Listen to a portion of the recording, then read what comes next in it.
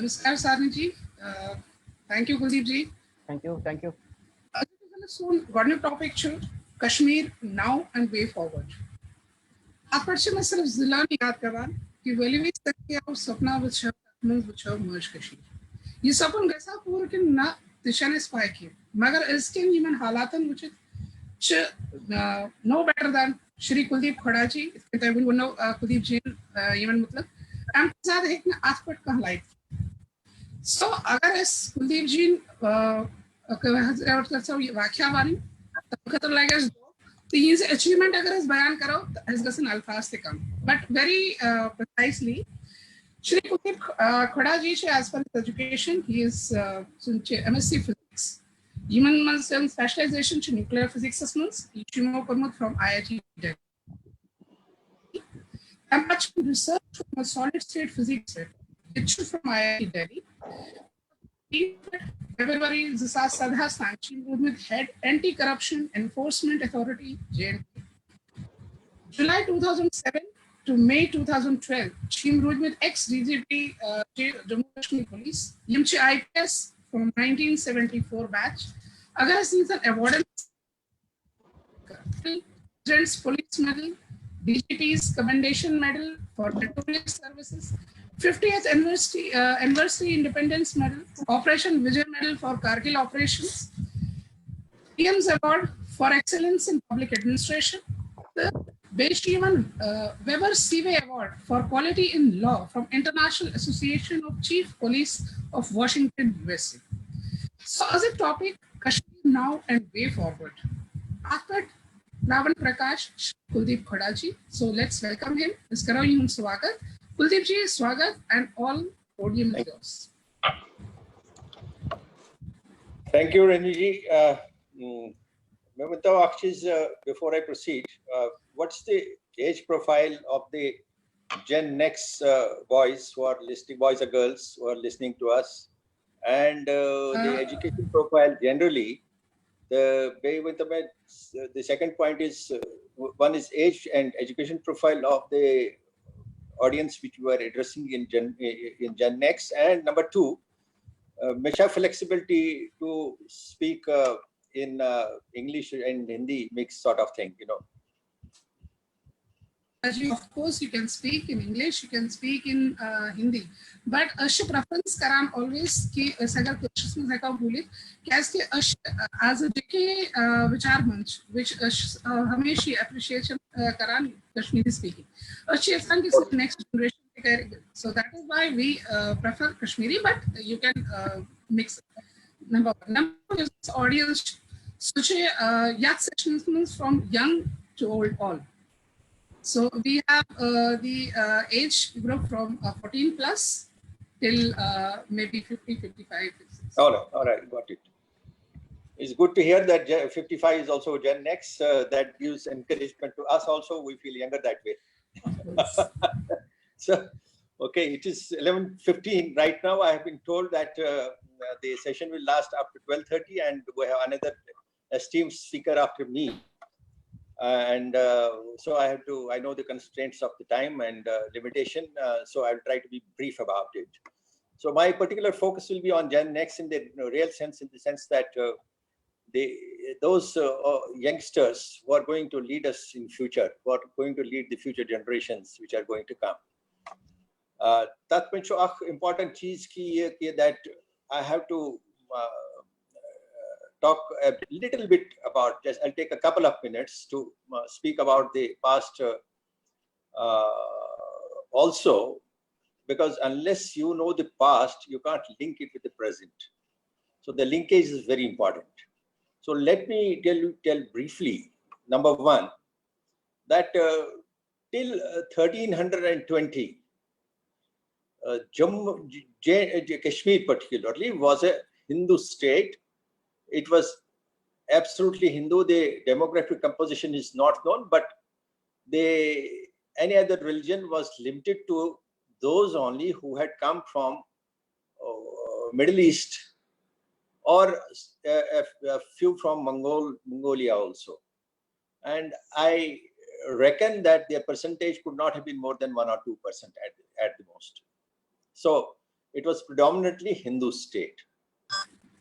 And in 1320, when the Lohar dynasty was defeated by a Mongol invader, and then he handed over the power to Rinchen, who was a Ladakhi Buddhist refugee in Kashmir, and he converted to Islam, because by that time some of the Middle East people had come over there for looking for jobs, trade, and other activities.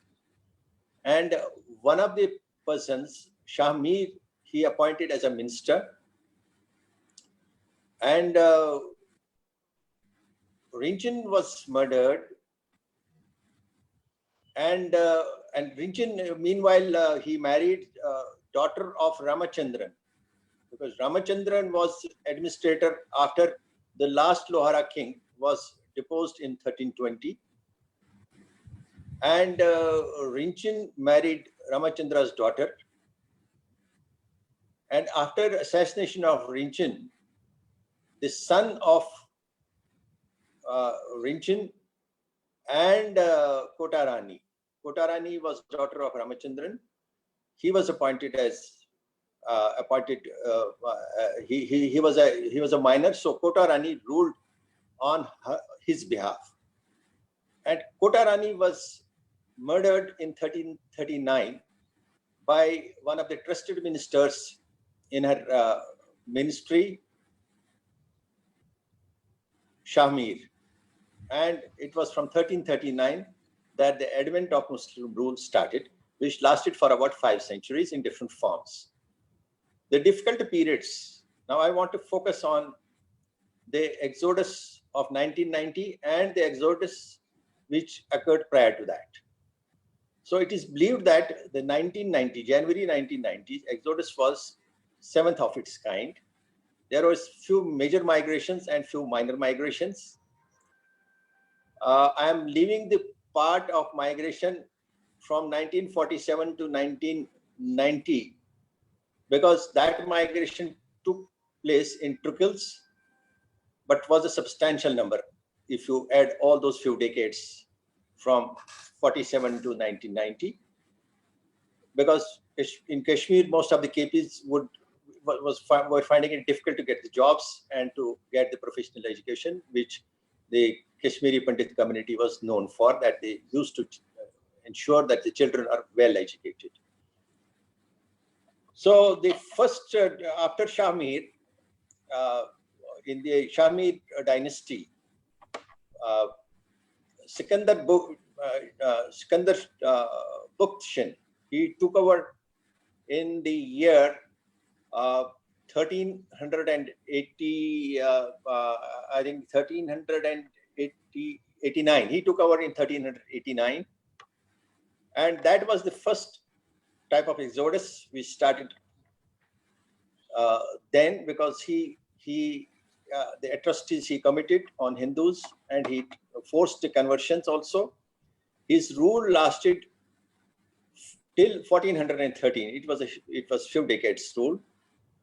And during this period, there was coercion and attempt, not only attempt, but successful conversion of lots of Kashmiri Pandits into Islam. The Shah Mir dynasty continued until 1400 and I think till about 1586, when Mughal rule took over. And during Mughal rule, we had different types of kings. You know that. I think we're well aware. Akbar was a liberal, but Aurangzeb was a contrast to him. And likewise, the conversions continued. The focus was to gain as many conversions as possible, which was, of course, dictated by their holy book, Quran also. That conversion is something by which you earn the punya. And then after that, it was the Afghan rule under Durrani Empire, which lasted from 1747 to 1819. So there were 72 years of Afghan rule. That was atrocious. There were few mass exodus of Kashmiri Pandits during that rule, and the conversion rate assumed alarming proportions. There were killings, there were rapes, and it was during this period that the Islamic population, which was till that time around 50 odd percent, it reached about 90%. And it was only in 1819 when Maharaja Ranjit Singh conquered Kashmir, then that time the Kashmiri Pandits got relief in the form of no forcible conversion.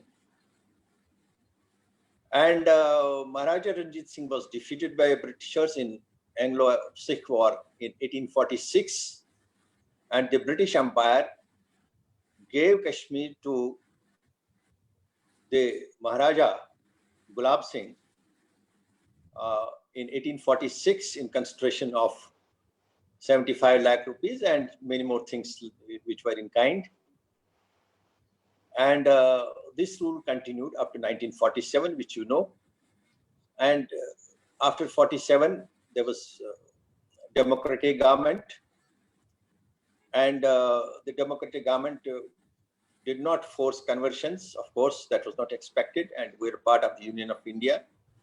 But the local difficulties continued in the form of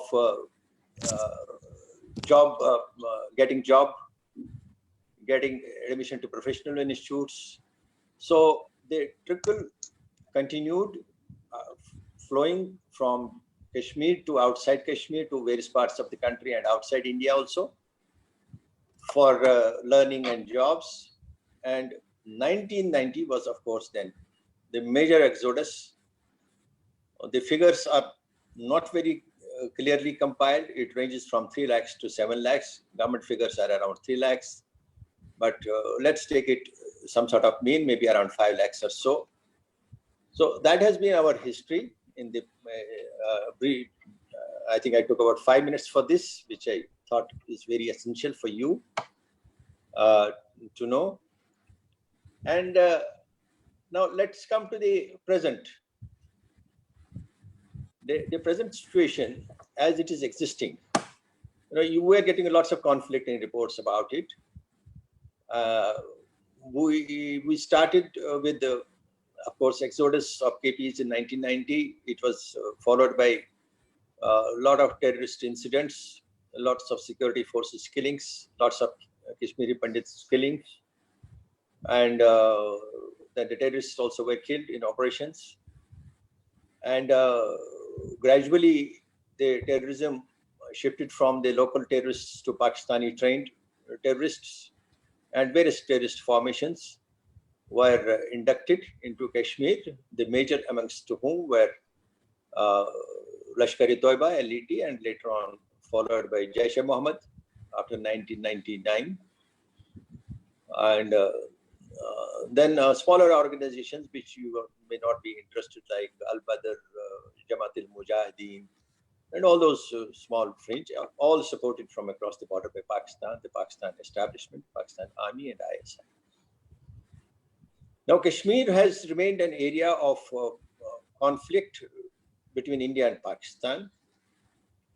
It started with the introduction of Article 370 in our Constitution, which was done in a manner which was not becoming, which did not reflect well on our democratic setup, and which did not reflect well on the established procedures in our way of functioning.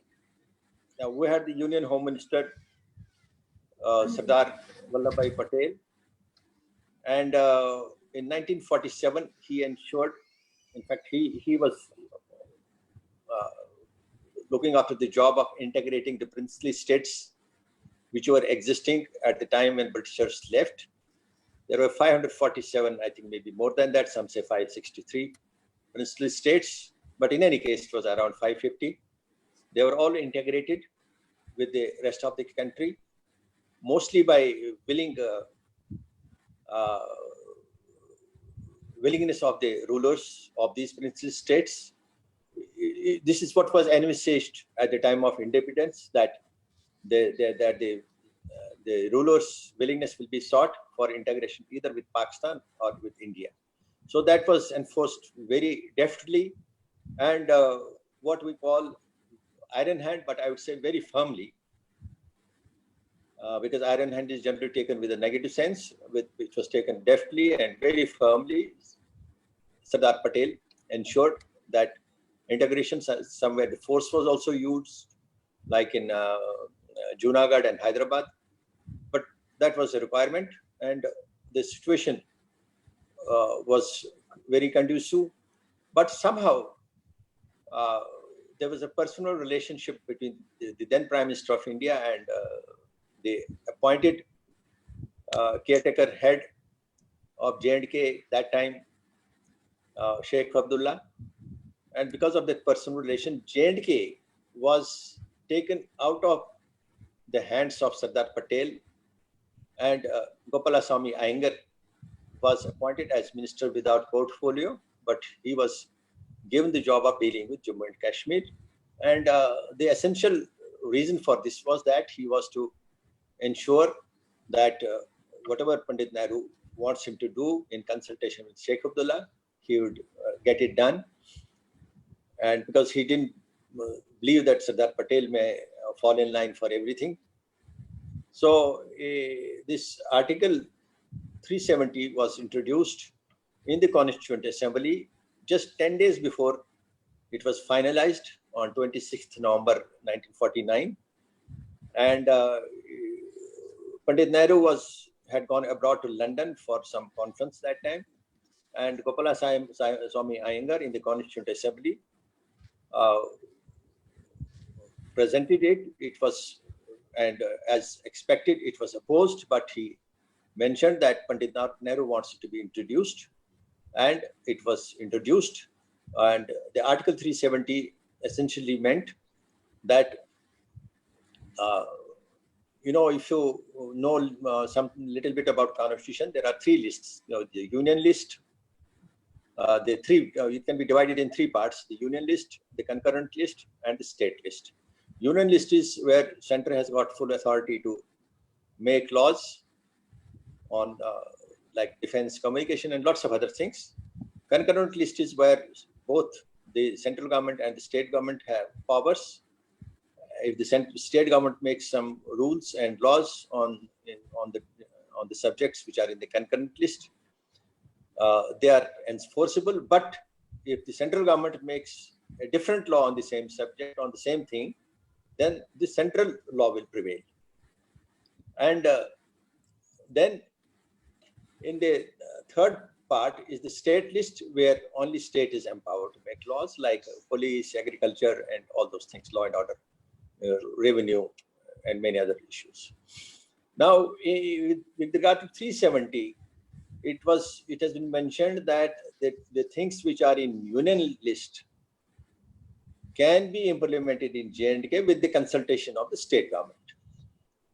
Now, as long as it is consultation doesn't mean concurrence. Consultation means just informally or verbally or in writing, whatever mode is there, or just inform the state government.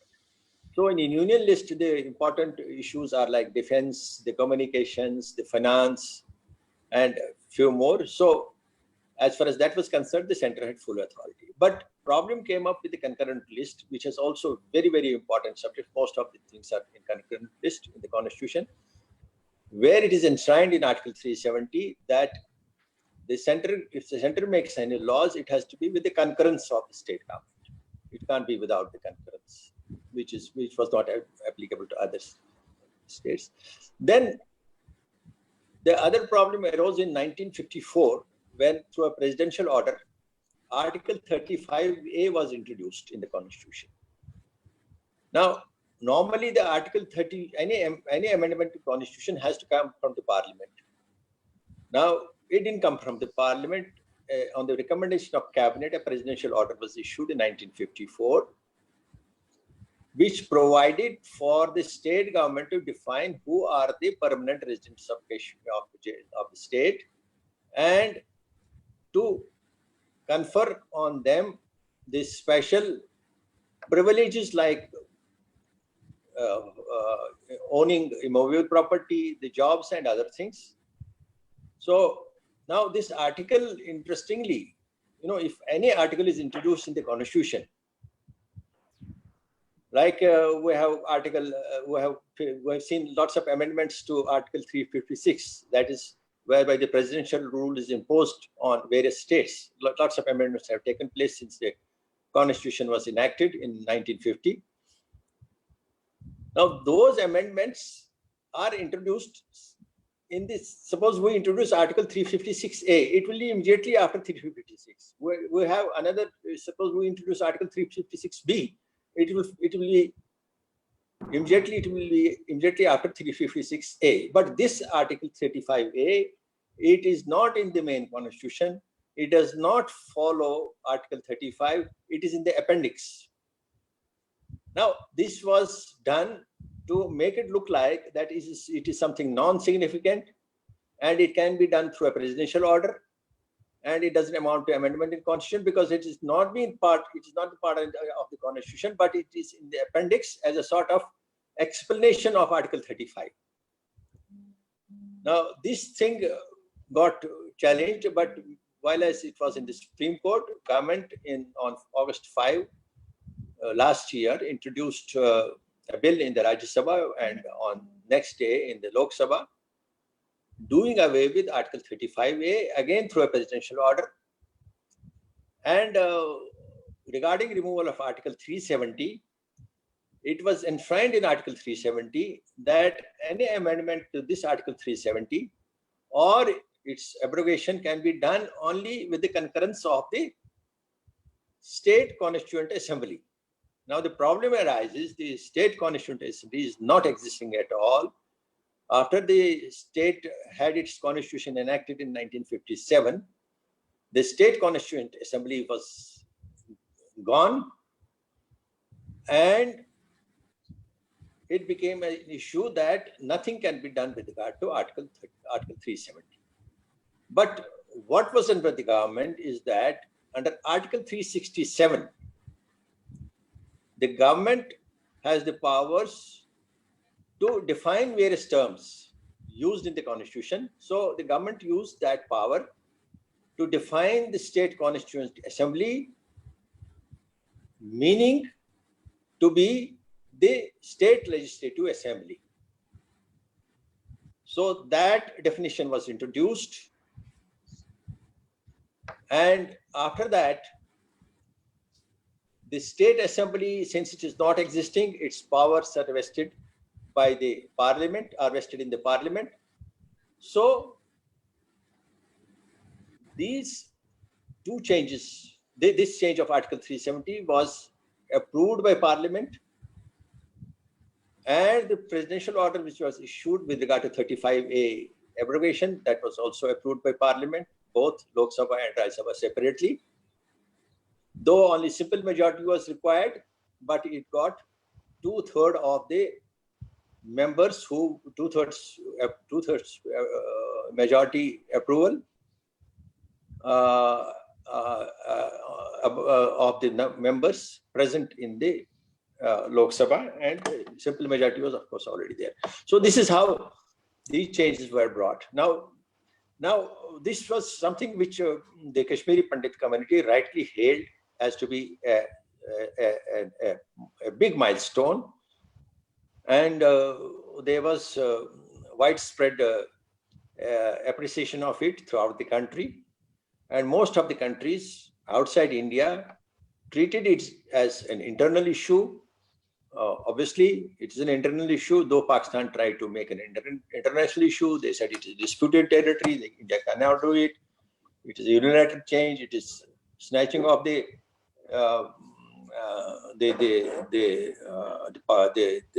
some sort of independence which J&K had, and so all those things were. But India dealt with the issue at a diplomatic level very well, I should say. And there was not much of hue and cry on this internationally, and Pakistan failed its attempt. Now, the point is why I'm telling you this is that Pakistan is not going to give up on Kashmir issue. So we have to understand that. Number one. Number two, a belief has been created that after the NDA government, I'm trying to speak very impartially. I'm not favoring any government, UPA or NDA government. Let me tell you both the positive points and the failures of both the governments as they existed. I started with Pandit Nehru, how he messed up the Kashmir issue because of his personal relationship with Jkvm that was given preference to the interests of the integrity of the India, I should say. Now it is being made to believe that since the shift to NDA in 2014, things are very well under control and they are being dealt very well in Kashmir, in J&K, as far as terrorism is concerned. Let me tell you, I'll just, I'll not try to support it with arguments. The best way to support this, my argument about this is that I'll give the brief of some rough figures about terrorism. There are three important things in terrorism. One is the number of incidents which are taking place. The second is number of the security force personnel killed, and number three is number of the terrorists killed. I hope I'm not running overshooting the time. I've been speaking for last 20 odd minutes.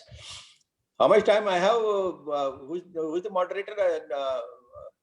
Mrs. Cow? Mrs. Cow, yes, how much time I have? Sir, you can speak for another 10 minutes. How many minutes? Sir, 10 minutes for that. Okay, I'll try, but I'm not sure. Let me try, because I know I have to give some time for the question answer also later on. And another speaker is also waiting. And then, after 2001 Twin Tower attacks, Pakistan came under a lot of pressure, and there was global demand for terrorism to be controlled. Though prior to 2001, India got little attention from the global community about Pakistan's involvement in terrorism in India. But after that, Pakistan came under pressure, and it was made accountable, particularly by USA and by some Western nations also. So we saw a general decline after 2001 Twin Tower attacks in September in New York. And let me focus on the scenario after that. Yes, after that, the incidents came down, the number of security forces personnel came down. And obviously, when the incidents come down, the number of terrorists getting killed is also coming down. And why the number of terrorists keeps coming down? It is on account of three reasons. One is if there is less infiltration and less fresh recruitment of the terrorist cadres. Number two, the less number of incidents which happen because of the less presence.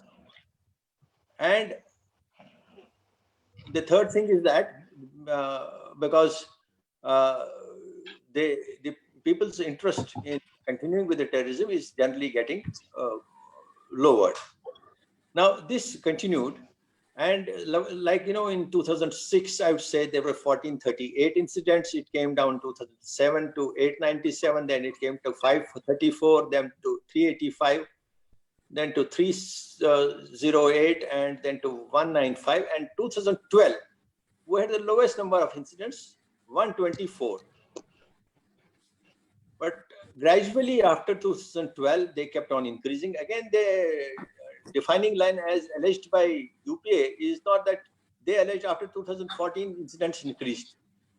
NDA says that after 2014 we control the situation better. The truth is somewhere in between. The number of incidents started increasing right from 2013.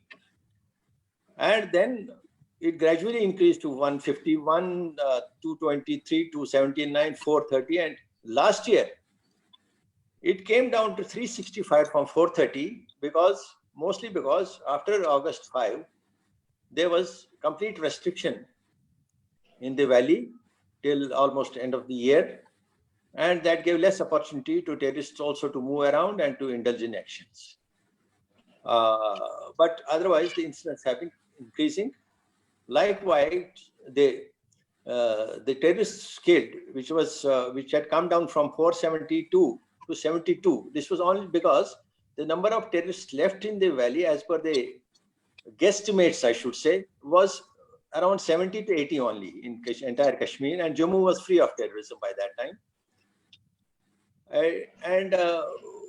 Now this has been increasing, and 2018 it went up to 270 from 72 in 2012. It went up to 270, and last year we had 160 terrorists killed. That was again because from August onwards there was virtually no activity in the valley. And about the losses of security forces, which includes the army, the paramilitary forces, the police, from 2006 they had come down from 122 to just 15. And very next year in 2013 it went up to 53, and in 2018 we had 95 security force personnel killed. Last year it was 78, again for the same reason, a little bit less than 2018 because there were restrictions after August. And this year also the picture is not good.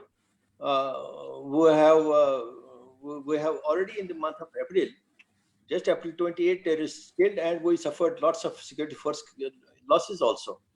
The ratio of security forces killed to terrorists killed, which was 1:5, that means 1 security force personnel for 5 terrorists in 2012. This year it is around 1:2. That's not a good picture.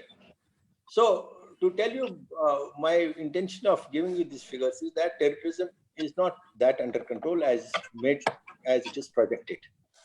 Now what's the answer to this is, yes, of course, the intensification of operations which keeps on happening, funding and all those things, choking, arresting, overground workers, and but the answer basically lies in our solution to the problem lies in Pakistan. We have to hit them hard so that it's made too expensive for them to indulge it in again. Unfortunately, on that account, we have not been successful. In 2016, we had the attack in Uri on army base, in which 19 army personnel were killed. It was followed by retaliatory action by way of surgical strikes across the border on 29th of September 2016. And we thought, the country rejoiced, and it was projected also that way. We thought that Pakistan has got a lesson. It didn't help. I just read out the figures. The figures in 2017 were more than 2016 as far as these incidents and losses were concerned. And 2018, they were even more. And then in 2019, we had the incident at Pulwama, in which 40 CRPF personnel were killed in a bombing attack. And then there were airstrikes in Balakot sector of Pakistan, which is across the border. And again, the country went to a lot of celebration, because we are basically, the Indians are sentiment driven people rather than analytical people. That's my understanding of the general sentiment of common man in India. Without much analysis, we tend to go by emotions. And it has not made any change as far as Pakistan is concerned. They have increased their activities. The infiltration has increased. This year already infiltration of about nearly 100 people has gone up. Local boys are getting recruited into terrorism. This year, in last 4 months, 35 have joined terrorism. So in a way, we have reached a dead end. So what's the answer? Answer is that the government of India has to handle it at 3 fronts. One is diplomatic level. Second is the internal situation, which has to be controlled in Kashmir. And third is that Pakistan has to be made to pay a price. Now, we are not the way Israel or US strikes the enemy. We have to attain that capability. It's not that we are not wanting to have that, but I think we don't have the capacity and capability to do that. We have to now, as far as the way forward for us is concerned, the government of India, for return of Kashmiri migrants, rightly 370 abrogation, 35A abrogation makes way for it. Not immediately, maybe after some time. The intentions appear to be very good, and but a lot of work needs to be done as yet. Now, in this notification of domicile, which was introduced this year, there are some powerful ingredients to it. One is that those staying in Kashmir, in J&K for 15 years, they will be domiciles. Number two is that those of the central government employees, public PSUs and other sorts, these things, who have the children of those people who have worked in J&K for 10 years total. It's not continuous, it's total in different phases. Why it has been written total, not continuous, I'll tell you that. That's a good thing that has been done. For a total of 10 years, their children will be eligible for domicile certificate. Then those who have studied in J&K for at least 7 years and who have done 10th oblique 12th, that means 10th or 12th, not both again, that they have to pass both from J&K, they are entitled to it.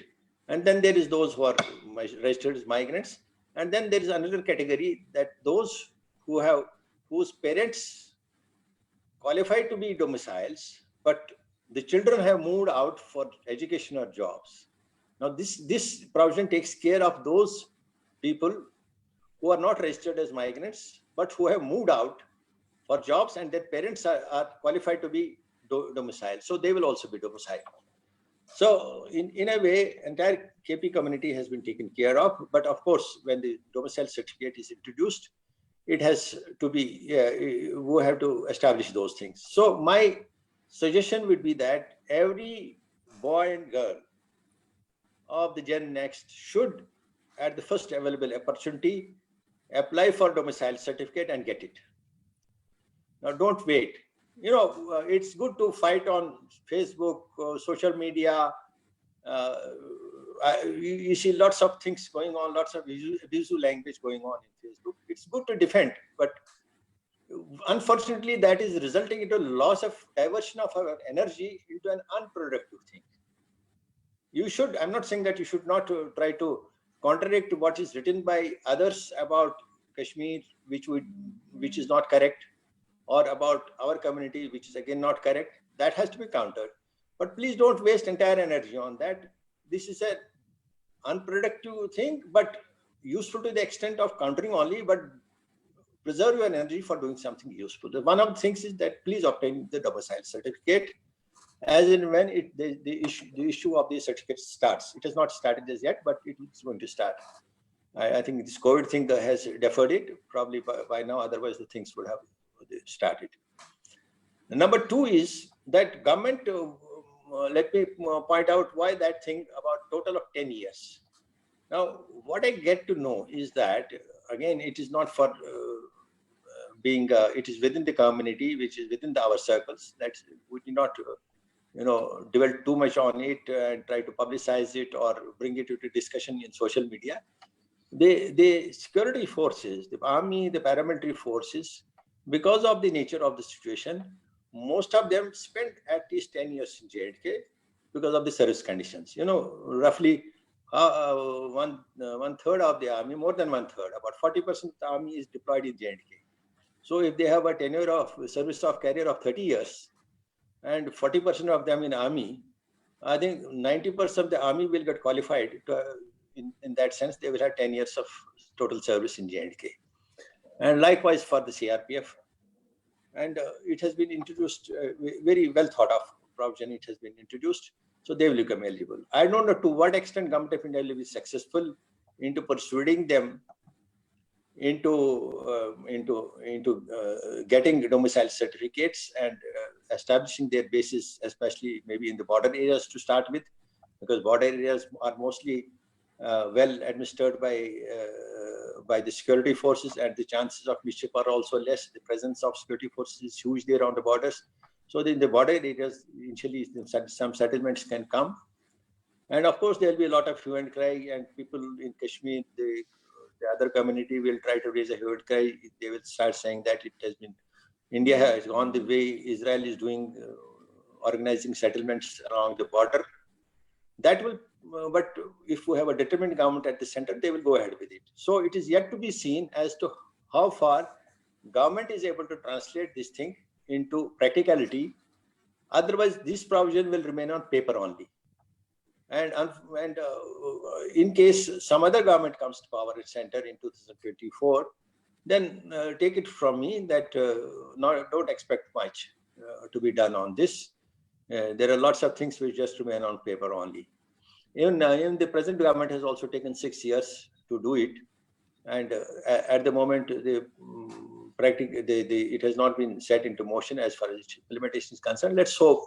Now, the second issue will be therefore to persuade and pressurize government to enforce this provision into issuing domicile certificates to those who are eligible for domicile certificates, which I mentioned about the security forces and others. There is one thing which needs elaboration in the amendment, which in the domicile rules which have been mentioned. It says only sons of the children of, not sons, children of the central government officers and other PSUs and establishments who have worked in J&K for so many years, 10 years, they will be eligible. So it doesn't say, it refers to only children, not the persons who have actually worked. Probably some amendment could be made. They could also be, if the children are eligible, son and daughter are eligible, probably the parents should also be eligible. So I think that requires some sort of clarification by Government of India, for which we should also try to move them and clarify it. If the children are eligible, why not the parents? Because of whom they'll be getting. Because if the parent serves in J&K for 10 years, the children are eligible. So the parents should also be eligible for that. Because that will help them purchase the land and buy the land, especially in border areas. But the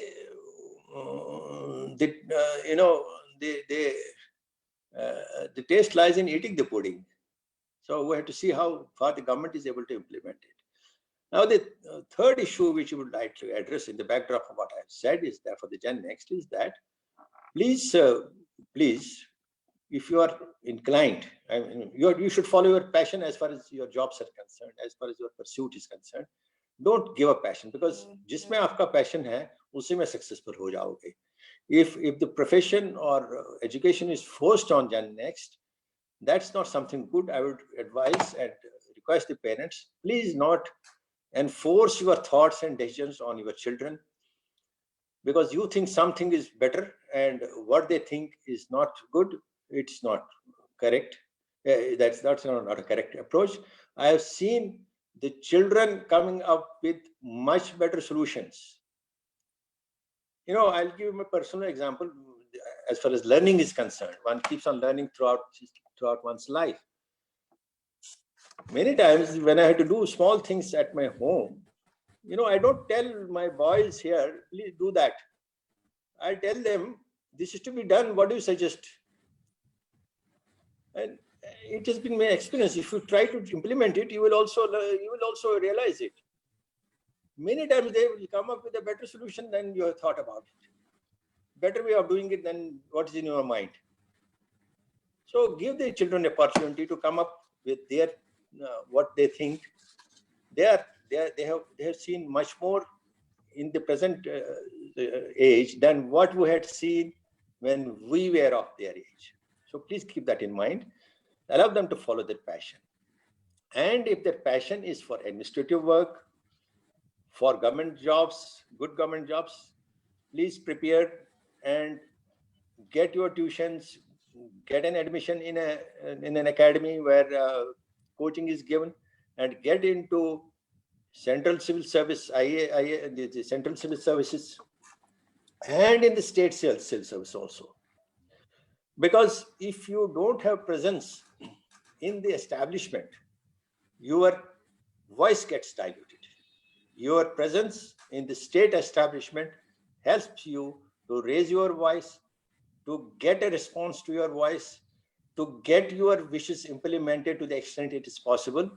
So at the moment, we find that our bureaucracy, our services, even if it is account service, even if it is annual service, as long as it is presence in the government, it matters. So those of the boys and girls who have acumen and who are feeling that they should join government service, please try for the civil services in the state as well as the center. So that is the third thing I want to mention to them. And fourth is the last one. Please don't forget your roots. Remain wedded to roots. Your origin has been from Kashmir. You are the aboriginals of Kashmir, as I mentioned, that we were nearly 100% there, and we are virtually now 0% point some percent there. Please have a second home, if not the first home. Please buy land at some opportune time. You should have your second home. The way you go to some hill station and stay in a hut, have a hut in Kashmir at some place. Don't give up your rights. Don't think that you have moved out and make a so don't give up your roots. The person who forgets his roots is not a good example for any society. That society never progresses. These are the four things I want to mention to the Gen Next. And I'm, of course, open for question answer. I overshot my time, but please don't make my overshooting deny the next speaker of this time. I think we can extend it by some minutes in case it is required. Thank you very much. Yes, sir. Thank you very much. Thanks for the enlightenment. That is with respect to rules, Pathan, Mughals, Ranjit Singh, the history of Kashmir. Now we are moving forward to our next speaker. You topic issue attitude. Use Anazadas torch problem, Kamas torch problem. So ये balancing attitude समझावन है Shri Ajay Saraf ji. As per his qualification should be mechanical, and he's post-graduation diploma in business management, marketing and related services from Kolkata. Yimolchil Varihan company was Philips, Chimo Kermas 13 to 14 years as head operations, Wipros Chimo Kermas 7 to 8 years, and Mitsubishi Chimo Kermas various Tunkinas from last 1.5 years. Panasonic as Vice President Sales. So let us hear from him on the balancing attitude. Over to you, Saraf ji. Thank you very much, Renuji.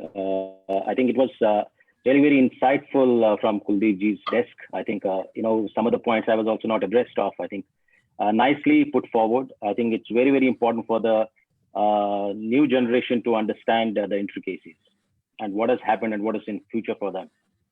Before I start, the couple of things I would like to elucidate first of all. Is I would like to thank Jkvm and especially Sanjay Ganjuji for giving me this opportunity to say something and say a few words rather in front of you. I think this is my community and I take a lot of pride and privilege to be in front of you, though it is virtually, but something is better than nothing. I would have loved to have a face-to-face tete-a-tete with you. Also, for the sake of brevity, I think we are running short of time. So I will be very succinct in whatever I am communicating. And, I have been going to a lot of forums, conferences, conclaves, and giving a lot of presentations here and there. But, all those presentations have been going through my mind. Whenever I was talking, it was coming directly from my mind. But today, I'm going to talk through my heart. Right? That's a big difference, which I feel, that's a big difference which I feel I'm going to make today. There are no PPTs, no PowerPoints, just a plain talk which is coming straight from my heart. I will also try to keep my communication limited to English. मैं कोशिश करूँगा कि हिंदी में थोड़ी बात करूँ और कश्मीरी में also I would like to speak something. I can speak chaste Kashmiri. It's not that मैं बोल नहीं सकता I can't but to maintain the continuity or the rhythm in whatever I'm going to talk, I think Kashmiri will become slightly difficult in times. But whenever I get an opportunity, I'll speak in Kashmiri. So the topic today, which I'm going to share with you, is a very interesting topic. I usually give this pep talk to institutes when I go and visit, especially management institutes and engineering colleges.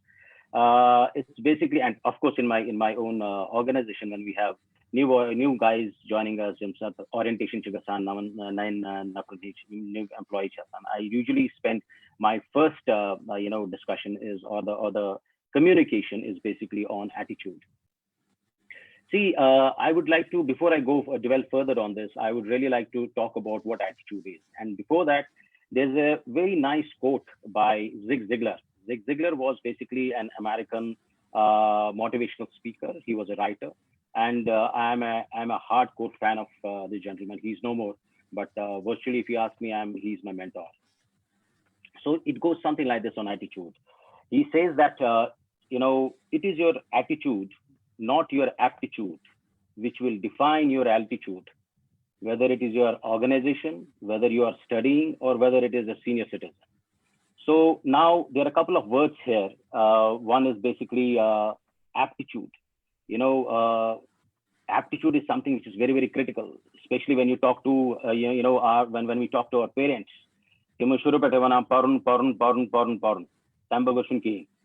Right, so which is true. I am not denying the fact, because if your aptitude is very good, you may go to IIMs, IITs, Harvard, all those big colleges, and when you approach for a job or go for a job, I think you will be given first preference. So, but that preference will be there up to stage one only. Stage one is that you will get easy access to such companies. You will get easy enrollment or employment in these organizations as compared to most of the guys, because you have the ability, you have the aptitude. So, but at the same time, when you go from stage one to stage two, when you're in the organization, it is not your aptitude, it is your attitude which will take you to the next level. And that's very, very interesting. And that's very, very important also. Now, what exactly is aptitude? Aptitude is, you have a lot of brains, you have a genius, you're an expertise, you have an expertise in a particular field, you're brainy, you have the right competence, which is absolutely important. But let me tell you that this is limited. It cannot take you to the pinnacles of success you are looking forward to in any organization, whether it is an organization, in any field, rather, I would say, whether it is an organization, whether it is whether you in your student life, unless and until you have the right attitude, aptitude is not going to take you any further. It is a stepping stone, very important, very critical. I'm not taking it away from it. It is absolutely important, but it is not the only thing. So that is something which I wanted to communicate it very, very clearly. Now, what exactly is attitude? Now, I've spoken about attitude number of times, but what exactly is attitude? So attitude, in a very layman's language, is basically your outlook towards things, right? आपके पास अच्छी चीजें भी आती हैं, बुरी चीजें भी आती हैं. Untoward incidents also happen. See, you cannot change the external environment. That's not under your purview. You cannot do that. But you can change your style. How do you approach that problem? That's something which is very, very important. How do you interpret the problem? How do you approach the problem is something which is very, very important. And that's what is attitude in plain language. I'm not giving you any, very classical statements here, or I just want to make it very, very simple, because we have audience from 14 years to, I was told 30, 35 years, but this is very specific to this audience of 14 to 30 years. Because they have a life in front of them, they have a career in front of them. And it's very, very important for them to understand.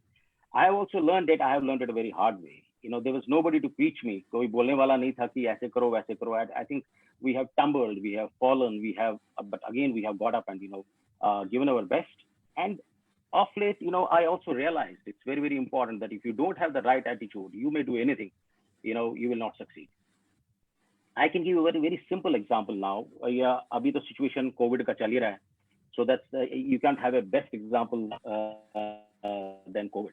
So I keep on talking to my counterparts in other parts of the countries, and one of the groups, when I was discussing, they said, "Dekho ji, abhi to COVID se, Japanese and American companies are shifting their base from China, and they might come to India. ये तो हमारे लिए बहुत अच्छा है." And so there's a lot of employment, a lot of business growth, so on and so forth. And they were very, very positive. At the same time, there was a different group who was like, "Yeah, हम तो मर गए, खत्म हो गया सारा. There's nothing is left. We have gone 20 years back. अभी नौकरियां नहीं बची." So everything remains the same. The country remains the same. The ecosystem remains the same. The problems remain the same, but the attitude changes. The person who says, yes, there is an opportunity, it settles in his subconscious mind. And the complete universe will help you to deliver that. And that is a positive attitude. These are the attributes of a positive attitude. And this is something which is very, very critical. So what I'm trying to say here is, an individual a person can differ from a different person only because of attitude. पढ़ाई लिखाई तो बहुत जरूरी है. That's absolutely critical. There's no denying of that fact. But believe you me, this is coming from experience. This is hard-nosed, right? So the experience which I'm sharing with you is my personal experience. And there are lots of guys, and I can give you one more example in Philips or or for the matter in Panasonic. There are lots of guys from IITs in my team. But all of them are not growing. Some of them are stuck. Some of them are reaching to the heights. So they are also all of them are from, ideally everybody should have gone to the next level and reached the pinnacles of success. It is not happening.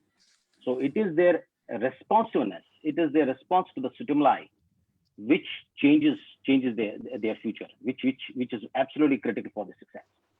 So having said that, attitude is basically, now there are two kinds of attitudes. One is positive attitude and the second is negative attitude.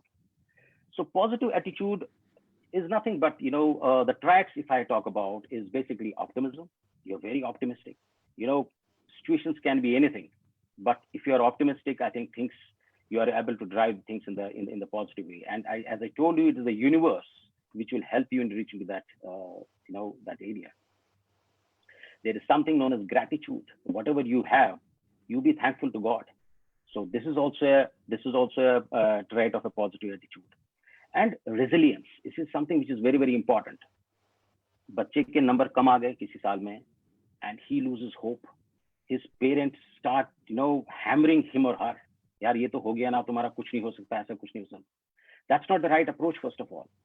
So a positive person, a positive parent, positive attitude parent, or a positive attitude, daughter or a son, will have that resilience to strike back. And that is what is positive attitude.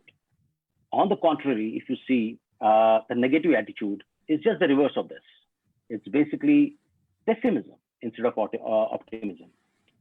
मेरे number तो खराब हो गए, या मेरी job में I didn't get the right due promotion which I was looking forward to. Finished. कुछ नहीं हो सकता मेरा. So this is something which is pessimism. This kills you, right? This is something which you should deter from. You should stay away from this. Gratitude. I have seen people, उनके पास सब कुछ होता है. They have everything. They have everything in their lives, but still they have a challenge. वो सामने वाले की घर में वो BMW खड़ी है, ये problem है. That's a problem for him. But he doesn't see there are a lot of other things which are with him, which he possesses. So that is basically, he doesn't have that kind of a gratitude. So this is again a trait of, it's a negative attitude.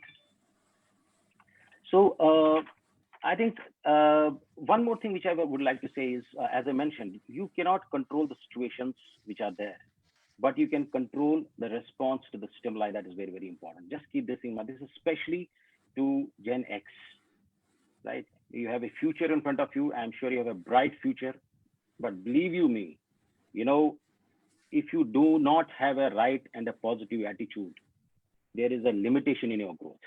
And this comes directly from experience. I have a small story for you, which I feel you will be able to relate to your day-to-day affairs, and I'm sure you'll be able to relate to your career also at the same time. I have named it as black dot on paper, a black dot on a paper. So there was a teacher, he had 30 students, right? And one fine morning, all the students were there in the class. One fine morning, he said, I would like to take a surprise test. And the students had shivers down their spine. They said, "ये तो होगा नहीं, हमने तो कुछ तैयारी करी नहीं है, so it's going to very fail." And he also said, "कि Yamazim number, that will be accounted for in your final exams." So everybody was kind of,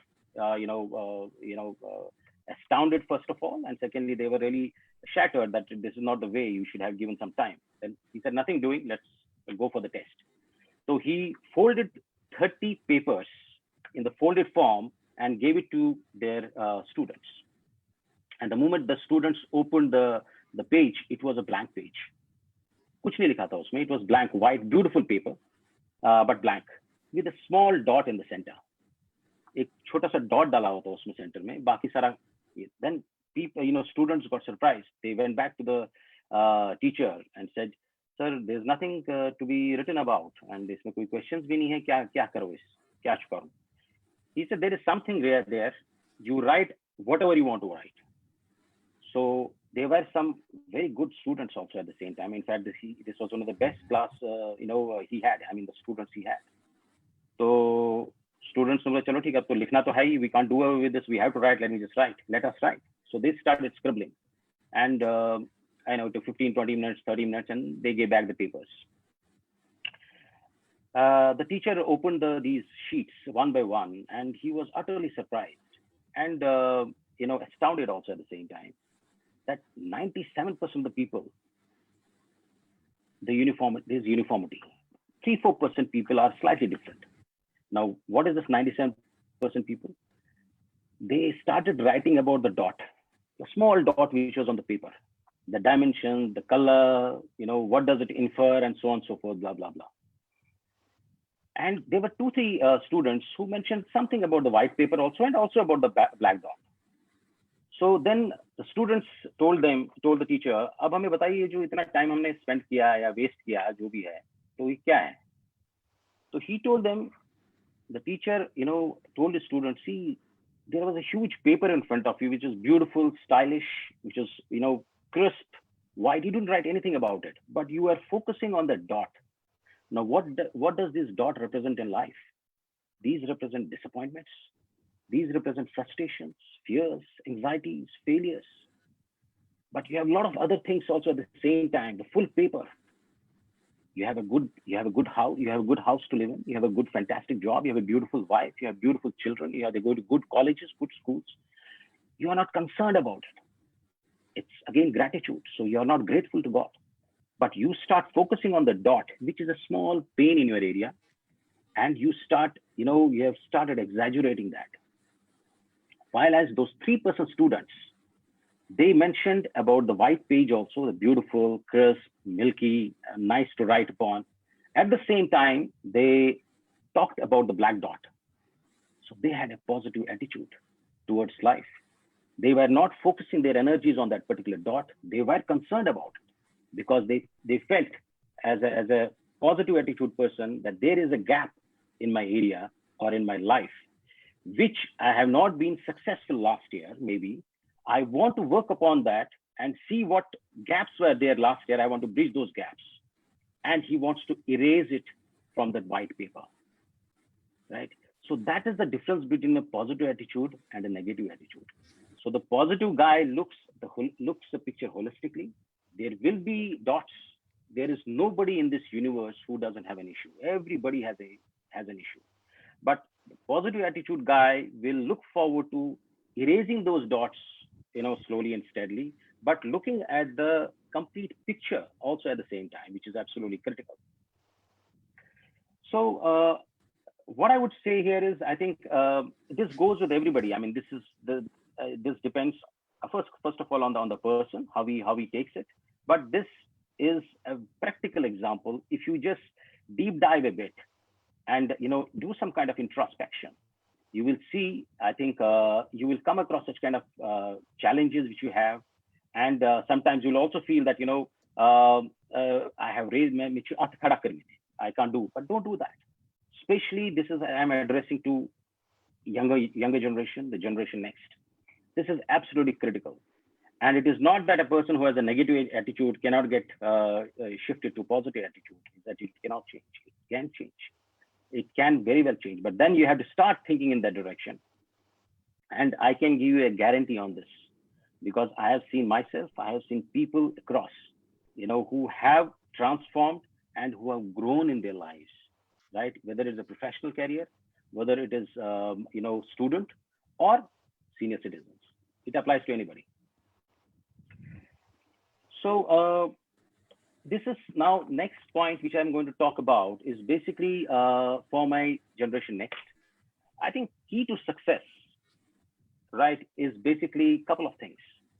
One is hard work, which goes without saying, but hard work with bit of smartness. That's something which is very, very important. Hard work to rickshaw wala bhi karta hai, but he doesn't get that kind of a credit, right? So you have to work hard, but smartly. Determination is something which is absolutely important, absolutely critical, followed by perseverance. You may have failures, you will have glitches, you will have ups and downs, you will have a roller coaster stuff, but perseverance is something which will take you to the next level. And these are nothing but the positive attributes, positive attitude attributes of positive attitude. That's it. And let me tell you, there are no shortcuts to success. You cannot be successful tomorrow. Now, I can give you one more example. Your career is like a 50-storied building. Let's take an example, right? So the pinnacle is basically the terrace. So when you wade through, when you go in the building, you're surprised that there is no lift, right? So that's a shortcut. There's no lift. You have to necessarily and mandatorily take the stairs, right? So you will have to take the stairs slowly and steadily, slowly and steadily. You will be huffing, you will be puffing, right? There will be a lot of issues. You will get drenched, you will get demotivated, and some people may come back. But people with a lot of perseverance, they will keep on striking. They will try to strike the goal. And the moment they reach the 50th floor, and when they open the, the door of the terrace, I mean, they are in the stars, right? They are with stars. They have, what shall I say? They get the feeling of dream fulfillment, right? And they see everything so glittering, and that's what success is. But when you introspect, you see back that journey, you have really worked very, very hard. You have really toiled. There was no lift in the building, so you could not do the shortcut. You have to, and you have, in this example also, you have done it. And the taste that you get when you reach onto the top is really very nice. I can tell you that. And these are all live examples. Some of examples are mine, and some examples are basically of my colleagues working in Philips or other companies. I think so. This is something which is very, very important. And last, though this was not in my discussion with you, but I would like to emphasize on that. So what is the difference between a successful person and a failure? Right, a successful person and a failure. A failure is a very strong word. I may not use the word of failure. Not so successful person. What is the difference? The difference is discipline. The difference is this perseverance. See, the person who is successful also does not sometimes want to do all this, but he does it. And the unsuccessful person or not so successful person gives it he says, "Chalo chodo yaar, koi problem nahi, aaj nahi kiya, kal karenge." So discipline in life is something which will take you to places, and that is the biggest difference that you are going to create, or you create, vis-a-vis a non-successful person. This is especially for Gen X, because they have full life in front of them. And let me tell you, it is really arduous. It's not easy. The market, the workplace is full of competition and beautiful and smart guys, highly educated. I am not from IIT, right? But I have 20 guys working under me in my group.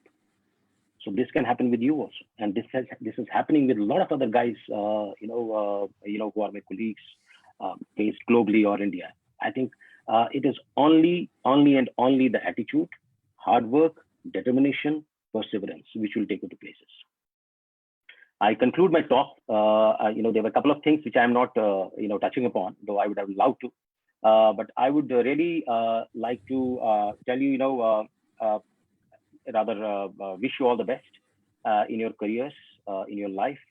And I'm sure, Kashmiri community is known for their ability, hard work, and intelligence, right? And I'm really proud to be a part of this community. And whenever I get an opportunity, I will definitely come and speak with you or have a discussion with you. I would love to do that. And I would really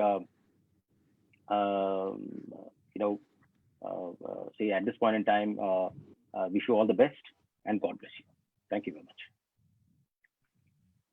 Thank you very much, Ajay, for giving this positive and success stories to our children. Jkvm Jimsit gets various mindset change is managed to change our future by merely changing our attitude. Jkvm Sany's next generation should the next given you enlightenment because with your speech. So thank you very much for this. Now we are open for a question answer session. Please be there. Khoda sir, I'm unmuting you also. So people, I'm unmuting the people who have raised their hands so that they can put a question. One second.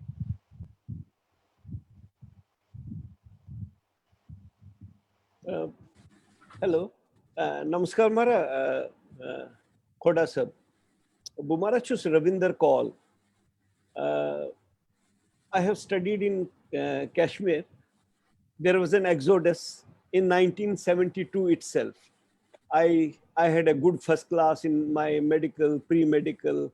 Then I changed to engineering. Then I cleared Public Service Commission in Kashmir for assistant engineership, again rejected. Then I joined Coal India. I retired as general manager civil in Coal India. Ultimately, I have retired from that place. I am settled in NCR. Also, I request you for the question, please. Please. Kindly, this is a typical question. Allow me. I am a senior citizen. I know, sir. Thank you very much. Please.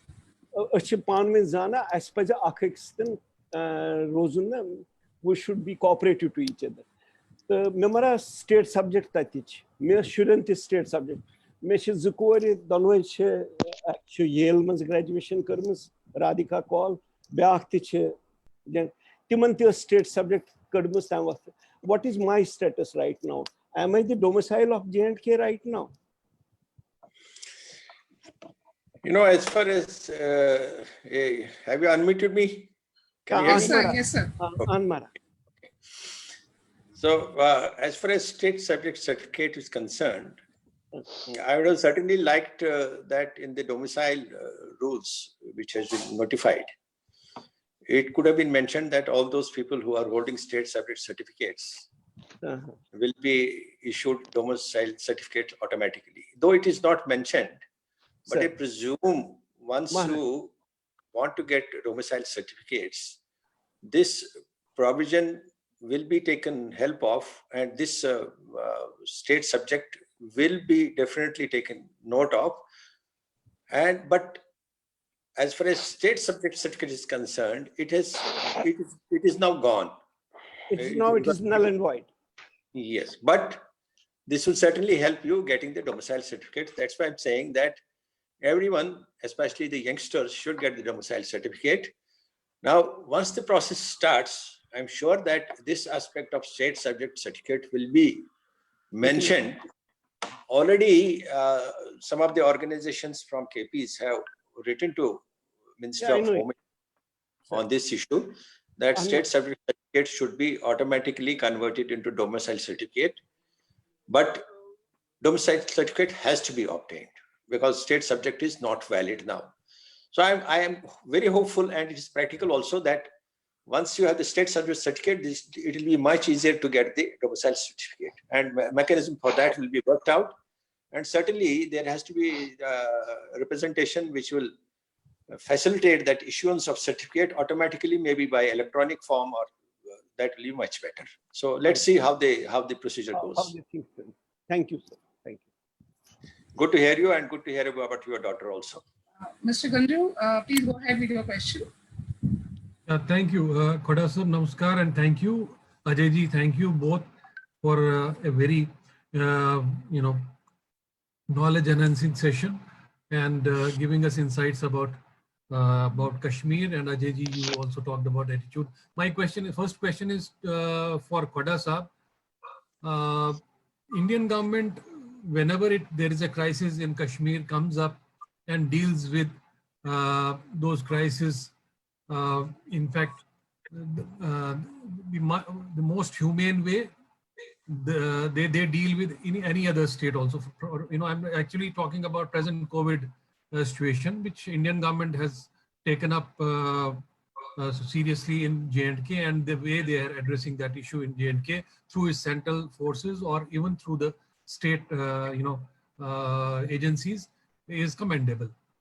But at the same time, when we compare situation in Pakistan, to which most of the Kashmiri Muslims look towards,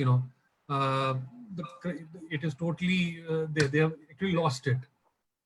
So does such a crisis, previously there was a flood also when Indian government came forward, security forces rescued so many people, provided relief, rehabilitation, everything. So even after such interventions, which provides a very humane kind of assistance to people. Obviously, that has to be done by Indian government, whether it is Kashmir or any other place. Even that also, I somehow feel, doesn't change the heart of people who, get inspired by separatism, who get inspired by Pakistan. Do you think the present COVID situation may, to some extent, change mind of some people there and provide some way ahead in at least, gaining our ground on the social side of it, leaving besides the, the armed struggle which we are already, placing there. So that is the question for Khoda sahab. Then I'll also ask one small question from Ajay ji, if Khoda sahab can just reply to this first. That's a very good question, Sanjay ji. I can appreciate your feelings, and as Ajay ji has mentioned that we should be positive about things. It's good to be positive about the things, and it's always helpful to be optimistic about the future. But in the game of terrorism, I think we have to be more careful about the negative part of this situation also. Now, if we go by the Islamic history, right from the day Islam came into being about 14 centuries ago, the conversions have been by force, and in fact, there is a lot of emphasis that conversions have to be enforced with whatever means. If you read the holy book of Quran, and if you try to interpret it, you will get lots of indications in that direction. And when we talk about radicalization and the way the radicalization goes, it will reinforce the view that these humanitarian measures which are undertaken, whether it was in floods in 2014 or in case of various other exigencies and emergencies in the past, these have really not helped as far as most of the people are concerned there, because they are driven by certain fundamentalistic thinking where the religion prevails upon the boundaries. The uniting factor is not the border of the country where they live. The uniting factor is the religion. And unfortunately, we have to live in that situation, and we have to find remedy to the problem of Kashmir, given these constraints. So we should not expect much out of it. Yes, they will appreciate the good work, but as far as path of separatism is concerned, or Pakistan's attitude is concerned, or as far as their will or desire to go independent or get unified with Pakistan is concerned, I'm not optimistic about it, and because the practicality of the situation demands that this situation will continue, and unless and until we are able to ensure that Pakistan pays for everything it does heavily, the problem is on, and we have to think of lots of covert measures. the way Israel operates, the way US operates, attack the enemy in their territory rather than waiting for them to come to your territory and then try to neutralize them. So I think I have answered your question. Yeah. But before that, before I, hand over back to you, yeah. I would like to mention that Mr. Ajay Saraf gave very insightful and very encouraging lecture to the youngsters. And some of the points which I want to just reinforce, not supplement or try to project some other points, because I think it's very important to reinforce some of the points which Ajay mentioned, because these are very good for our youngsters. The attitude versus aptitude. Yes, aptitude you gain by gaining higher education at some good institute, and you are very wise as far as profession is concerned. But attitude matters a lot. And this I realized, as he also mentioned, I also realized it in a hard way. There was nobody to guide us. Initially when I joined the police service, I found myself out of place. But once I learned with experience that once attitude has to change, then I found that things are falling the way I wanted them to fall. Whether it was postings, whether it was results, whether it was the professional achievements, whether it was the awards, everything started falling in place once the attitude was changed. And this I want to supplement it with a practical example. My daughter did her computer engineering from National University of Singapore, and then she went for MBA Finance to Wharton School in US in Pennsylvania. And she got an immediate job with Bank of America after that. And as usually happens, initially one has to struggle. And I thought that I should pass on the benefit of my experience to her also. I told her that you are aspiring to progress in your career and you want to achieve heights, as Ajay also mentioned, you want to reach the pinnacle at top. Though the uneasy lies the head that wears the crown. I have my personal experience when I was DGP here. So that apart, you have to be very careful at the top. It is difficult to reach. It is easier to reach the top than stay at the top. That's also said. But that apart, it is everybody's desire to reach the top. I told her that, yes, do you always try to work in a manner that you want to get promoted, you want to get successes, you want to get appreciations? You said, yes, I give my full, I work hard. I can answer my second question. While you are working, while you are trying to achieve results, do you want to achieve results with you as yourself in focus or Bank of America in focus? Are you working for yourself or for Bank of America? He said, I want to progress my career. Because you change your attitude. You think of Bank of America, think that you are Bank of America, think how Bank of America will get profits, how it will generate more and more revenues. And that gave amazing results. Yes. I mean, she got promoted as vice president, and then she's now director there in Manhattan. That this attitude is very important. This attitude, you have to change you have to think of the organization than of yourself. If you think of yourself only, the system is too transparent, and you make it obvious in your body language. Your body speaks more than what you say. In fact, you say doesn't matter much. What your body speaks while you are working, that speaks much more. So the body language changes, the attitude changes, help a lot. And फिर एक और मैं चीज आज किसी को कह रहा था, he had come with a similar question. But मैंने कहा hard work there's no substitute to hard work. मैं कहा जैसे एक पुलाव में, एक अच्छे पुलाव और सादा पुलाव में जब फर्क करते हो, you like good pulao, tasteful. मैं कहा blend your hard work with some excitement. Put some excitement in what you're doing. Rather, don't take it as a labor. मेरे फंस गया हूँ, मैं काम बढ़ गया. इसमें excitement डालो एक थोड़ी बहुत. That you feel excited while doing it. That will give amazing results. So the resilience, all those things are very important. I must admire Ajay.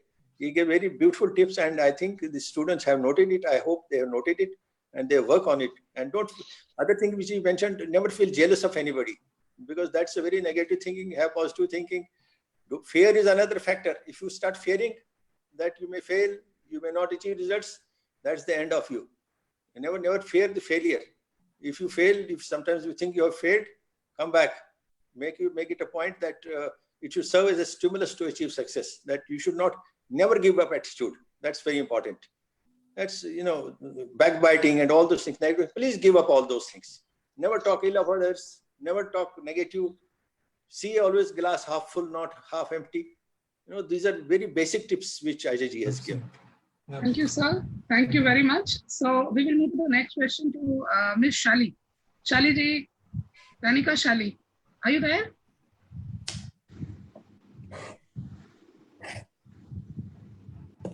Ranika Shali, are you there? Please raise your question.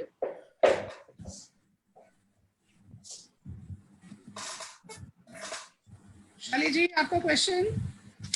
Okay, then we will move to Mr. Mattu. Mr. Kuldeep Mattu. Yeah, I had already put the question in the chat to Mr. Khoda regarding a sketch in Hakan Israeli poet solution finding where we carve a separate state for ourselves and make it as Israel has done, one of the best nations in the world, defend ourselves economically, militarily, and otherwise also. Why we are not looking at such type of a solution for our community? Our parallel to Mossad of Israel is research and analysis wing.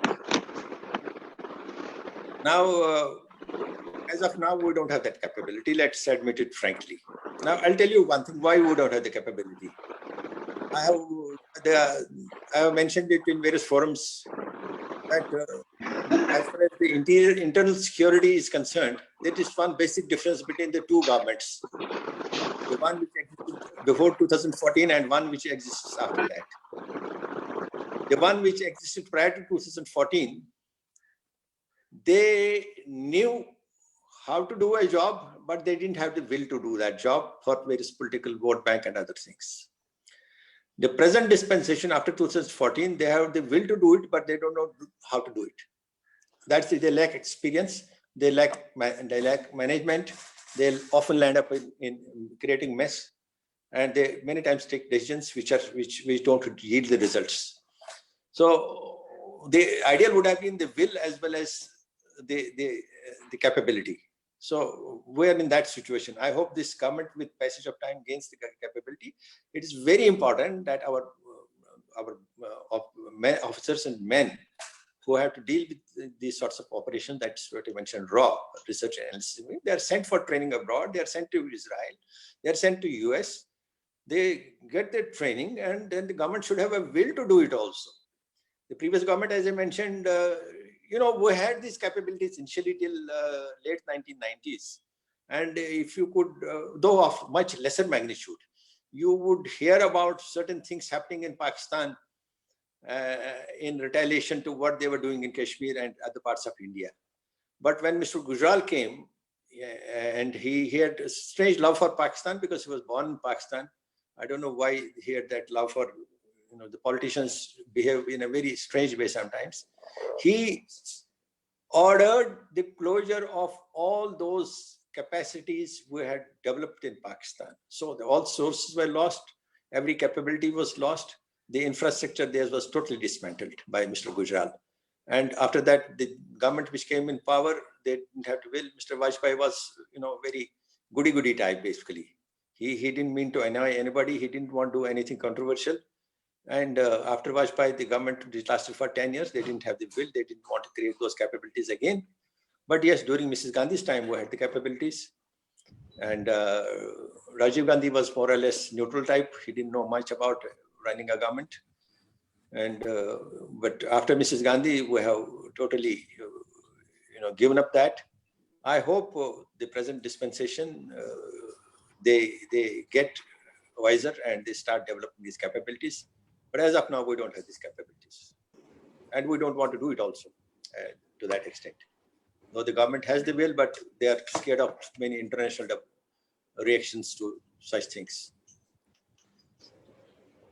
ये जो Thank you, attitude Khoda होता है sir. ना कि दूसरा आदमी मैं रोऊंगा और दूसरा आदमी मुझे बचाने आएगा, वो अभी भी हिंदुस्तान में है. You have to fight for yourself and you have to live for yourself. You don't think of US will come to your help and others will come to help. They also think ये खुद नहीं करता कुछ तो हमें कहता करने के लिए मैं क्यों करूँगा. ये बात है actually. चलो carry on. Sir, we have another question from Janvi. Janvi, are you there? Yes, I'm there. Yeah, please carry on with your questions. Okay. Actually, my name is Janvi Bhatt. I'm in 9th class. So my question was that I've been learning lawn tennis for about 2 years. So I just wanted to ask that how will I balance my studies and lawn tennis? Like I'll go to higher classes now. So I just want to ask how to balance it. Mr. Ajay will answer it, I think. This question is to Kuldeep ji or to me? To Ajay? Ajay sir, you can answer. I think you are the right person to answer this. I'll try to come up to your expectations. What's your name? Janvi Bhatt. Janvi, see, I think it all depends on an individual. You know, if you have a passion for studies as well as sports at the same time, you will find time and you will be able to devote that time, you know, automatically, right? Okay. The moment you feel that, you know, you think, and I have been using this word subconscious mind, it seems to be simple, but it is very powerful. It is a powerhouse. So the moment you start thinking that I have to do this, I have to be in sports, I have to do well in sports, I have to do well in studies, I think the universe will do it for you, right? But you have to be focused. That's very, very important, right? And you need to do it from your heart, right? Give your best. I'm sure you'll be able to do both the things. It's just to some extent time management also. But at this stage, time management may not be that very critical for you. But yes, that is also important. Focus your energies. Have a kind of a timetable set for yourself when it comes to studies and when it comes to sports. And I'm sure it will not be sailing in two different boats. I can assure you of. And I'm sure you'll be able to come up to the expectations. And yeah, like I'm willing to give my best efforts in like lawn tennis, but I just want to ask if there is like a scope of lawn tennis in India, like that will be able to like shape my future and career. See, you want to make lawn tennis your career, or what is it? I mean, this is also very important Like to understand. Career. A career. So I think Sania Mirza is also in India. So I think there are options, there are avenues which are available in India, which can be exploited. And all you need is that passion, which is very important, perseverance, because there may be failures also. Failures might also come your way. But if you have the perseverance, I can assure you success will touch your feet. Just to add, you have Ankita Bhattu. She is from our community. She's doing very well in lawn tennis, and she is. Thank you, Janvi. Thank you, Ajay. We have another caller. We have Neil Pandita. I'm unmuting him. Neil, please put your question forward. Hello. Yes, Neil. So my question is from Ajay sir. Truthfully, I want to just confess that I have a very unstable mind. I admire one thing one day and I admire another thing another day. But this attitude will not work because now the time has come that I have to choose one career because I'm going into high school. I'm 9th class now, but as the years passed, I will go into high school or college. So how to stay on one career and focus on one career and be determined? It's a very interesting question. You know, I think this applies to everybody. It applied to me also. The mind is very vacillating. You cannot control the mind. But then if you are very clear, it calls for some introspection also. You also have to weigh the balance. You have to see whether if I do this, am I capable of doing it, first of all? You see, everybody cannot do everything. So you have to recognize your weaknesses. You have to recognize your strengths. Forget about weaknesses. Focus on your strengths. and you will get the answer then and there. Right. So if you feel that these three are my strengths, which can lead me to this direction, please adopt that. Do not focus on your weaknesses. That will lead you nowhere. Correct. Focus on your strengths. If that is leading to situation A or a career A, please fight for that. Things don't come to anybody on a platter. I can assure you that it will not come on a platter. It is not easy, but it is not impossible also at the same time. If you work, if you are determined, if you have the right kind of perseverance, right, determination, the grit that is required, you can do wonders. There's no stopping. It's all in the mind. It's all in the mind. So if you think on those lines, I'm sure you can scale everything. Thank you. Neil, we have Vanshika Bhatt. Vanshika, please have your question. Yeah. Am I audible? Yes, you are very well audible. Okay. Clear. Okay. Namaskar. Yachvana Vanshika Bhatt, and currently ISRO's in Ghaziabad this month, and currently I'm pursuing BSc Zoology Honours from Miranda House, University of Delhi. My question is a bit similar to Neil's question, which he asked just now. My question is to Ajay ji, that you told that being optimistic is very important in a person's life. But you also know that, and even I and all of us know that pessimism being a natural tendency of a human being. So how to be optimistic all the times in all these situations of life? Because simply life is like a roller coaster. Ups and downs are simultaneously there. One moment I'll be happy, and the other moment, because of some other thing, I'll be sad or in any other mood. So it's really like pessimism is a human tendency. So how to be optimistic all the time at different stages of life? Yeah, good. So see, one bad thing or the worst thing with the mind, you know what is that? It has a tendency of thinking negative. The moment it starts thinking negative, it's the onus lies on us, the individual, to shift it. So I can give you my example.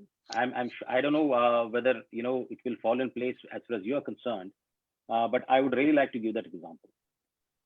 See, I have a beautiful diary, which I don't think anybody has seen. Maybe my wife has seen that. There are some short-term goals and long-term goals, right? So short-term is 1 year, and just do not keep it in your mind. Just pen it down. It's very, very important to pen things. The moment you write something, it gets embedded in your mind, number one.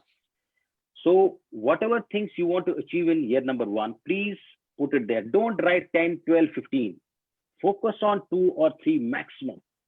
And every morning when you get up, you have a peep into it, because this is something which you have written with full thoughts on, with your radar on.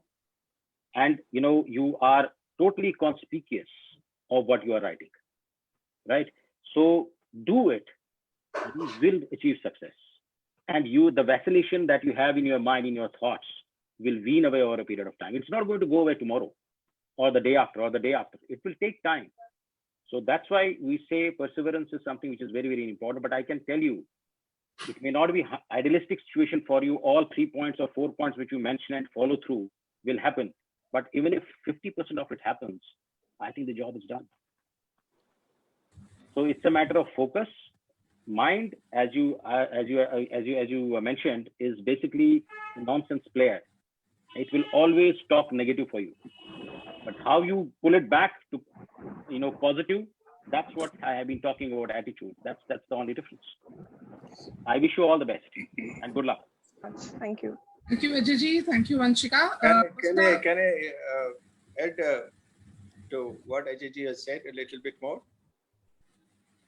For yes, Vanshika? please, sir. Yes, sir. Please go ahead. The negatives or the pessimism, it's natural. It's not something unnatural. Optimism and pessimism are 2 sides of the coin. The pessimism should serve as a sort of alert that what are the risks associated with a particular thing, and try to cover those risks. don't think that those risks are going to land you in trouble, but try to find a way out of those risks and maintain the positive attitude, optimistic attitude. But if you try to shut your eyes to risks, that can sometimes land you in trouble, because that auspicious policy will not help. Second thing, the communication, which is general, which I want every youngster to follow. The communication is very important. Many times the youngsters feel that they're shy of communicating. They have certain doubts in mind, queries. They avoid asking, clarifying those things. They get some ideas.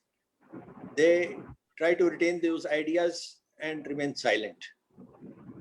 Many times they feel that whatever I am doing will be known to everybody. Why should I tell? Let other person automatically note that I am doing this and this for him, or say something good. In today's world, if you want to succeed, it's very important to communicate. Whatever your achievements are, unless you yourself communicate, please take it from me that most of the people will not notice it.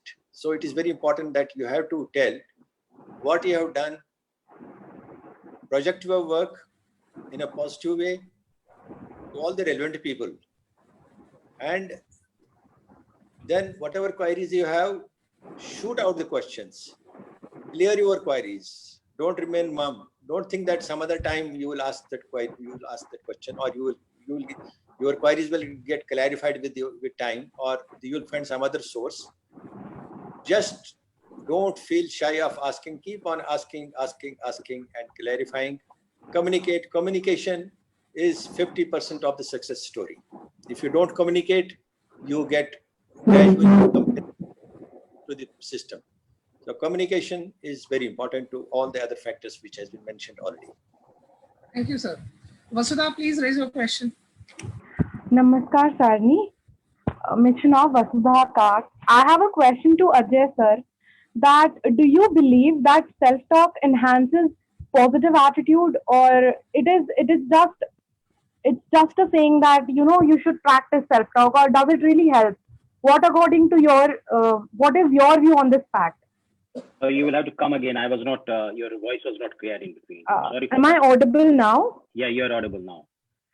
Well, I was asking that, do you think that self-talk enhances positive attitude, or is it just a saying that we should practice self-talk? Does it really help? See, people would have written volumes in books about it, but I think it's more to do with experience. So if you ask me, yes, it does. I will not be able to talk much about what is written in books, but I can share my personal experience with you. It does. It does. Thank you so much. I would also like to, though it may be a bit kind of deflecting, but I would like to highlight one point here. See, life is like a pyramid. Have you seen pyramid? It's a triangle shape. Yeah. So whether you are a student, whether you are working for a management guy, or whatsoever, in any sphere of life you are in. So pyramid, the bottom of the pyramid is full of people. You have, everybody is flowing in the stream. Nobody gives a damn to those guys, right? Guys in the sense, nobody thinks about it because everybody is moving in the same direction. But the moment, especially to students and to corporate guys, the moment you go up, you have this attitude factor also coming into play. You have this self-talk also coming into play. You start oozing confidence with the passage of time, right? And the moment you rise, there's a lot of filtration which happens, right? And when you reach on the top, that is the pinnacle. And those guys are just 3 to 4%. And you can also be one of them. But it is not an easy task. It is really arduous. It is difficult, right? But there are people which I have, students there I have seen when I go to some, go for a talk or something like that. And when they come and talk to me, I think beautiful. The way they think, the thought process is totally different. And sometimes I also learn from those things, the kind of attitude they have towards life, towards studies. I think it's phenomenal. It's very good. And those are the guys who are going to lead the country. Those are the guys who will be like the way we have Kuldeep ji here, IAS, IPS, right? They are the guys who are going to lead us. I mean, lead the country. So I think one good thing about our community is I think we are very hardworking, we are ambitious, and we have that intellect, that intelligentsia, what I call it. Everybody has it. Most of the guys I have seen, which is a very big plus for us. It's after all an Aryan race, very intelligent, right? So that is maybe 30-40% of the job is already done. But then hard work, your aptitude, and supported by huge amount of attitude will take you to places. You can have my word for that. So, so we have Kanika Chali, the next question from her.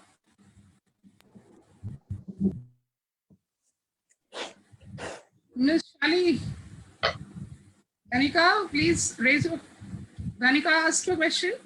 You have been unmuted.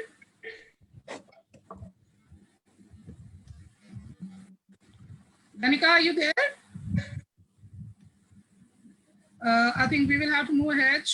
There's some problem with her mic or what, I don't know. So Chavi, you can ask the question in the meantime. Chavi, yes, namaskar to all. Am I audible? Yes, you are. So, namaskar to all. My name is Chavi Cole, and I would like to put forward my question to Ajay sir. So, as I will be going to higher classes now, I will meet different people who have different attitudes and behavior.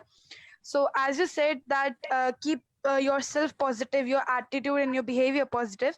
So, how to deal with different, like I said, I will meet different people. So, how to behave with their different attitudes and behavior?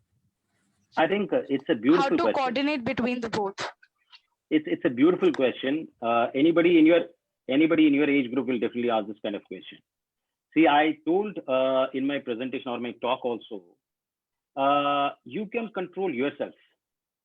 You can control your attitude. You cannot do anything to a person who's standing in front of you. I gave an example of COVID also, right? So COVID came, different people had different attitudes. Some are very positive, some are disastrous. They take it, very negatively. So what I would suggest is you have your positive attitude, moving, graduating, reinforcing further, making it stronger and stronger, very good positive resolve. And don't think, you change yourself accordingly. From person, everybody is different. And you have no control over those guys, but you have all the control about yourself, your attitude, and your control points.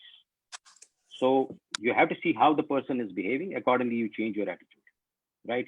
But for you, what are the steps you have to take in terms of your attitude to reach to that, place or the success point which you are aspiring for. Keep that in mind and keep on honing those skills. That's very important. So don't get bogged down. Ki wo banda aa gaya, uske saath kya karoon? Ye banda aa gaya, uske saath kya? You can do nothing. You cannot control that. Right? I hope this answers your question to some extent. Yeah, thank you very much. Yeah, Danika Shali, please, I have unmuted you. Please raise your question. Am I audible? Yes, you are audible. Please, better go ahead. My name is Danika Shali. I'm from Kashmir, but I'm currently staying in Malaysia. My question is to Kuldeep sir about the domicile certificate. Could you please brief a little more about the domicile certificate and the various criteria that make a person eligible to register for it? You want me to repeat the entire thing?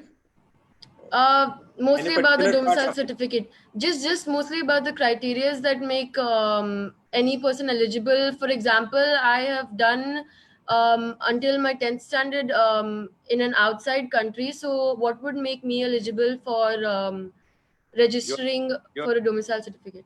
Your father has a state certificate? Your father is having a state certificate? Your parents? One second.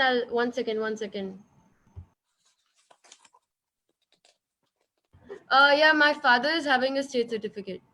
I will briefly mention so that you can decide for yourself. Okay. Number one is one who has been residing in J&K for at least 15 years. Okay. Second is studied for a period of 7 years. It is not and, it is or studied for a period of 7 years in J&K and appeared in class 10th or class 12th in J&K. Number 3 is registered as a migrant.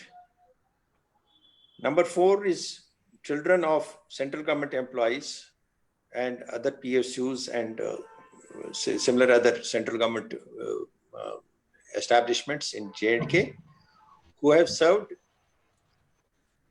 the children of those who have served in J&K for a total of 10 years minimum. And then there is last category that wherever the parents of any person fall in any of the above any of these categories, either 15 years resided in J&K, or they have studied for a period of 7 years in J&K with class 10th or 12th, or they are registered as migrants, their children will be automatically eligible for domicile certificate. So that's the thing about it. Okay. Okay. Is it clear? Thank you. Thank you. So next. So thank you very much. Caller, I don't know the name. It is written as Galaxy J6. He was a young kid. Can we have him? I have unmuted him. He's Namaskar. He's mentioned his phone name. I just got disconnected, so I had to connect my phone. Namaskar. My question is to Kuldeep sir. That hello. Yes, carry on. Namaskar, sir. This is with regard to the present political scenario in the Kashmir and J&K in whole. That with the don't you think that as Kashmiri Pandits we should be trying to have some reserved seats for our own Kashmiri Pandits, or getting into some place where we have a proper representation in the J&K politics as such, in particular the Kashmir Valley? You know, for can I have your name and sir, my name is Sanjay Raina. Sanjay Raina. Yeah. Go ahead, Sanjay. Go ahead. The question of political reservation has been taken up not once but many times with the Government of India. How far it is practically possible or can be arranged is another thing which can be, which appears to be difficult at the moment. There is another problem with our community is that leadership crisis has always hit our community, that there are lots of more leaders than required. Probably everybody thinks that he's right and he has the correct appreciation of the things. So as long as these crises in the community continues, what I would suggest that the 4 things which I mentioned earlier, and if you go beyond those 4 things, one can think of, like, having a digital platform whereby we can estimate at least how many Kashmiri Pandits are spread all over the globe, and so that we know the exact numbers, so that that forum has a voice as a collective body. And then, as far as the return of Kashmiri Pandits is concerned to Valley, there is a general talk of which is at the moment being thought of in MHA, is that we can have establishments in every district, like Sheikhpura in Badgam, and then those establishments will be self-contained in the form of security provision, some market, some other facilities, some jobs like IT and other things, and maybe local land wherever somebody wants to cultivate it. Also, those are the general, nothing has concretized yet. But ideally, if you ask me from the security angle and from the long-term perspective, one is the demographic changes, if that can be brought about the way I mentioned, that ex-servicemen or the servicemen and others who have remained posted in J&K, if they can be settled in border areas, that is a thing which is, of course, we never know whether it will at all get implemented or whether it will happen or not. So immediately what is then required, which will ensure return and rehabilitation of Kashmiri Pandits back to back. Ideally, we should have some area of rehabilitation, which is more or less on the, extension of the Hill Council concept, where the local issues, the local problems of the community are handled by the community itself, and they are themselves the deciding authority. The funds are with them. They get elected in their own area, their representatives, the Hill Council gets elected. And the way it has functioned in Gorkha land in West Bengal, the way it has functioned in Bodo land in Assam. Now, in our constitution, in the constitution of India, any groupism on the basis of religion cannot be done. But forgetting the religion, Kashmiri Pandits is an ethnic community also. So on the basis of ethnicity, like Bodos are ethnic community, the Gorkhas are an ethnic community. The Kashmiri Pandits, we should focus on our ethnicity rather than on our religion. Because constitution forbids any discrimination or any sort of favoritism on the basis of religion. There are certain things which can be provided minorities, but Hindus are not in a minority in India. So if we focus on our ethnic origin and demand something on the basis of our own being an ethnic group, we can demand a sort of a territory, an area, which functions within the union territory of J&K as a sort of council, where the local affairs, the issues pertaining to their development, jobs, admissions, education, are decided by them in their own area. And if somebody wants to go out of that area, then that's a different issue that's never stopped for them. As I mentioned, it should be on the more like Gorkha land and the Bodo land. So that's possible. As far as demanding Panun Kashmir is concerned, I don't think that will be possible, especially after this union territory status has been granted to J&K. So I think your question is very valid. We can proceed. We can think of this one of the ideas. I don't say that this is the last idea and this is the only option, but one can discuss on these platforms if we develop a digital platform for interaction and fix interactions more often. Jkvm can take a lead in that to discuss these issues.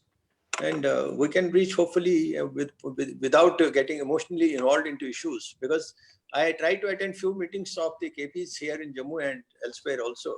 But I found that many of the people get driven by emotions, and unfortunately our community is such that everybody thinks that everybody is an intellectual and he has the last solution to the problem. I think what is required is a collective thinking and realizing the fact that everybody has a right to say, everybody has a contribution to make, then when we can reach a common goal. Otherwise, if we keep on distracting ourselves with emotions, then that cannot help us much. Thank you, sir. Thank you very much. We have second last question from Mr. Pran Rana. Rana, sir, go ahead. Yeah. Okay. Namaskar, Mahasarine. Vishnu Pran Rana. My question is, out of fear, because when this in 90s, the things happen, I have witnessed that all in front of my eyes. So now this question is reference to the removal of 370 and 35A. Now, right now, BJP has a majority, so we were able to abolish this article. Now, my fear is if after all, God forbid, it should not happen, if the Congress comes back to the power with the majority, can they revoke back this 370 and 35A? Is there any possibility of that thing happening? Mr. Kuldeep ji, if you can just enlighten us. If I would let me answer it very frankly, it is not possible for them now, unless there is some Supreme Court intervention, which I don't foresee, because legally the document has been framed in a very legally it's very sound. Unless some fellow, some crack fellow is there in Supreme Court, but Congress will not have the guts and will to do it, because there will be a wave of anti-majority wave against Congress. Politically, it will be a very suicidal decision for them. They will not do it. They cannot do it, in fact. Even if some amongst them might be wanting to do it, because some of them are like that in Congress, but they will not. Thank you, sir. Thank you, sir. So we have Janvi, but still there. I would like to have 1 minute interaction. Janvi, just 1 moment, sir. In the meantime, I'm unmuting Mr. Prakash, Chandra Prakash. He has some query. Mr. Chandra. Mr. Hello. Chandra Prakash, there? Hello. Sir, Mr. Mr. Kuldeep Chandra Khoda. Yes. Hello. Mr. Kuldeep Khoda, my name is Chandra Prakash Kaul. I'm serving as a AWE in mechanical department in Jammu. And I'm on the verge of retirement now. Come September this year, I'm retiring. I have 2 children. I mean, one is my elder daughter who applied for KS. She passed the prelims, and then in mains she somehow got, unsuccessful. And then she was working in a private JK Realtors group here, and because of the COVID, now she's gone for that also.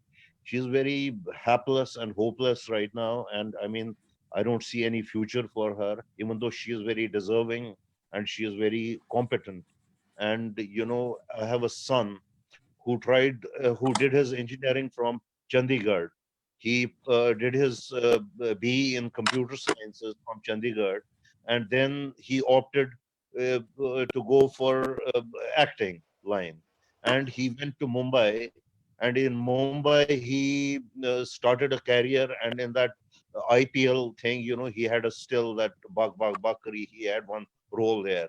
Then with Vivek Agnihotri, making a film on Kashmir. He was destined to go to Kashmir on 18th of April, which got scotched up just because of this COVID thing and all. He had a role of a militant there and all. So he also, in the nick of time, came here because Bombay, as you know, is adversely affected by this COVID thing. And Yeah. Is it? Are you through? Mr. Chandra Prakash, have you finished or what? I think he's gone offline. So let him come back on the line, then it's better to answer. Hello. Yeah. Hello. In the meantime. Yes. Hello. Yeah, please go ahead. I mean, I don't see any future for my kids, I mean, there are no mentors here in our association who can guide these children who are qualified, who are educated. One has done B, my daughter has done MBA from Jammu University, and she's in doldrums. I mean, both of them are in doldrums and staying home. They have no future, no career. There is no mentor. There is no guard, a kind of a mentor. Hello. I think there's a problem with this both video and audio. So you can, in the meantime, have a last question from Chavi. Yes, Chavi. Chavi, this question is to you, Mr. Kuldeep, sir. So Chavi, you can ask your question quickly. Yeah. Namaskar. I am Chavi Kaul again. I want to put forward a question to Kuldeep, sir. So my question is for leadership skills. So as being a leader, you have to be polite as well as you have to follow the rules and duties. So if some people are not following it, so how you have to go beyond that politeness. So how to control that? What is the suggestion for that? I'll go back again to same thing, that before trying to look at trying to find a fault in others' behavior, I think one should always, as a leader, one should try to look inwards first.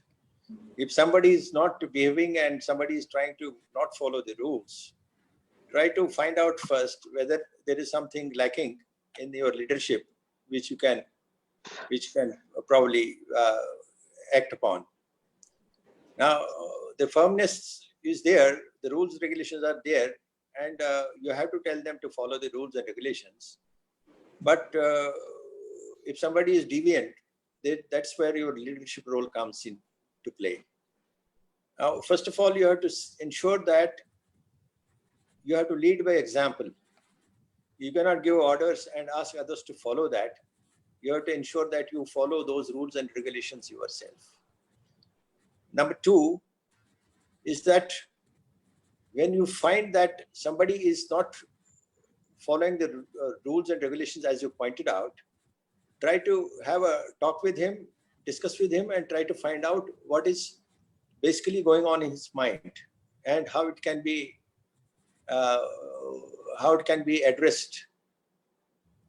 And then beyond that, you have to keep on ensuring that the team which you are leading, they are always motivated, they are always encouraged, their needs are looked after. If they are making some sacrifice in the sense of losing something, ensure that it is made good by other means, made more than good by other means. The idea is to ensure that that they should feel that as a part of team, they are much better than being out of team, and they should always feel that they should, if they contribute to the team, that contribution will be recognized, encouraged, and rewarded. So if you have these parameters in mind, there is absolutely no reason for anybody to behave in a deviant manner, because human mind जो होता है वो हर time अपना नफा नुकसान देखता है. उसको जब ये लगेगा मुझे फायदा इसमें है कि मैं रूल रेगुलेशन फॉलो करूं और नुकसान इसमें है मैं रूल रेगुलेशन नहीं फॉलो करूं, तो वो हमेशा जाएगा रूल रेगुलेशन फॉलो करने की तरफ. बट अगर फिर भी कोई नहीं सुधरता है, उसका मतलब उसको कोई बेसिक प्रॉब्लम है as far as thinking and attitude is concerned. And then, of course, he can be out of team, he can be, other measures are there.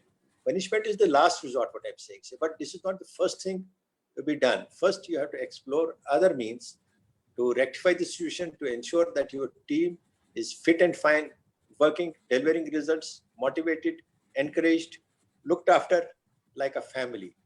You have to lead the boys and girls under you as if they are part of your family. They are your own siblings and children, or whatever age group you are from. So that's the thing, I would advise you. Thank you, sir. We have a last caller, Deepthi Tikku. Thank you, Shri. So now we have Deepthi Tikku online. Yes, Deepthi, please go ahead. Thank you, Renuji. Namaskar, Sarni. One question मेरा जो Ajay Saraf जी से मेरा question है. Ajay ji, are you able to hear me? Oh, very well. Yeah. So Ajay ji, my question is, you talked about a lot of things. You talked about attitude, aptitude, optimistic approach towards life, everything. So my simple question is that if one doesn't have the, probably what you say, the personal instinct or the natural ability to cope with the things, don't you feel that the attitude goes for a toss? And if yes, then what could be done so that the attitude and the natural ability of a person gets superseded and maybe the things fall in place? Yeah, thank you. That's my question. Over to you. Yeah, thank you. See, you need to have a resolve. That's very, very important. Otherwise, it would have been a cakewalk for anybody and everybody to reach to the pinnacle, to reach the top of the pyramid. So unless you have a resolve, you can't do anything. You can't move mountains. If anybody is under the impression that he will be able to do anything and everything on this universe, that's not going to happen. So I think, and secondly, attitude is something which you can develop. It is not, from, gets passed on to you from genes. So you have to develop it. But I think resolve is something which is very, very important. Unless you need to have a discipline. So if there is a, say for example, a sportsman, which is best of the examples. If he gets up at 5 o'clock in the morning, goes for his chores, then he has a full regimen for the day. If he doesn't follow that, he may be a versatile guy, he will fail. So discipline, decisiveness, these things are very, very important, and resolve after all. So it is not so easy. Let me tell you that. So otherwise, pyramid would have been inverted, right? So you have you have a base of the pyramid is so big, and once you go up, it funnels down, it squeezes. So I think I would say these things are absolutely important, absolutely critical. And one more question, which was before that, I just wanted to add again from my personal experience. I think for a leader, he needs to be very humble, right? That's very, very important. Humility is also very, very important, right? Otherwise, see, the thing is that, when you are driving a team, it's very, very important to lead by example, as Mr. Kuldeep ji mentioned. And if the person who is not falling in place, who is not doing his bit, the moment he sees his manager or a leader, I won't say manager, I would say leader. The moment he sees him, he falls in place automatically, because usme wo sharam aa jati hai. When the leader is doing his job, and this is practically what exactly I also do. If you tell a guy to do this job, he doesn't come up with the expectations, or he doesn't do the work. I tend to do that work. He sees me and he really feels that something is amiss. So he comes back. So that is what we have seen, and it is working, right? And there is one more thing, when your subordinate or a colleague comes to you and he feels that he is gaining importance rather than a leader gaining in importance, because usually kya hota hai, boss hai to wo bada important hai. Usually that is the tendency. But the feeling, if you are able to give that to your guy, to the person who is working in your team, that he is important than the leader, because the leader is because of these guys. Otherwise, leader is nothing, right? So that is also a very important thing. These are very, very small nuggets, but very, very important, and a cornerstone for success, I would say. Let me add one point to it. Thank you so much, Ajay ji. Yeah, please. Can I, Deepti, why our officers and men don't hesitate to be part of the operation group where they know that they can be hit and get killed any moment? What drives them to that? It is that their smallest contribution is appreciated. Whenever, as a part of drill, it's not that something which I did, but let me tell you, as a part of drill, wherever there was operation, whether we'd get that success in the operation or not, I would take the chopper, go there, address the boys, talk to them, motivate them, and reward them also. Reward in different forms, whether it is certificate, whether it's cash, whether it's out-of-turn promotion, whatever the work they do, and that motivates them. They are prepared to lay down their life. I mean, supreme sacrifice. जो करने को तैयार है, वो कितना motivated होगा. So you have to. It applies to your children also. Please appreciate their good work always. Never try to think कि हाँ यहाँ अच्छा काम किया तो इसको अभी और ज़्यादा अच्छा काम करना, इसलिए appreciate नहीं करो. So keep on appreciating. That's motivation is very important. Thank you so much, Kuldeep sir and Ajay sir, both of you. So Ajay sir said that resolve is something which is important, probably which comes from inner self, and the external push, that is motivation, is also something which is very important. Thank you so much, both of you. Thank you, Renu ji. Thank you. Thank you very much. Thank you, everybody. Thank you very much, participants. Yeah, Mr. Chandra Prakash is not online now because no, he is not there. He is not there, sir. So we have lost him. Janvi is also not there. Janvi? Janvi. Yes, sir, she's there. Janvi, I'll try to, in the question you posed, I would just try to add a word of practical caution. Yes, sir. You have to be very sure about what you can achieve and what you cannot achieve. You find that there are lots of people trying to pursue a career because they feel that they should pursue that career. Now, like you talked about lawn tennis, now you have to, once you choose, it's good. You should follow your passion, as I initially said, but then you have to plan it very well. Yes, sir. Planning it, that you have to go to the right coaching place. It can't be just by playing in your local area and without any coach, because if you want to make it as a source of living also, as a profession, then you have to ensure that you have to follow the path, because there are lots of people. I know lots of people who try to pursue the career of cricket without actually finally cutting a very sorry figure at the end of it, because they could not reach that level where they start earning out of it. Also very important, if one has to remain motivated and one has to feel that there's purpose to life also. So it has to be pursued in a very methodical manner and in a very professional manner. Yes, sir. So unless you pursue your career very professionally, don't expect that you can achieve lots of things out of it.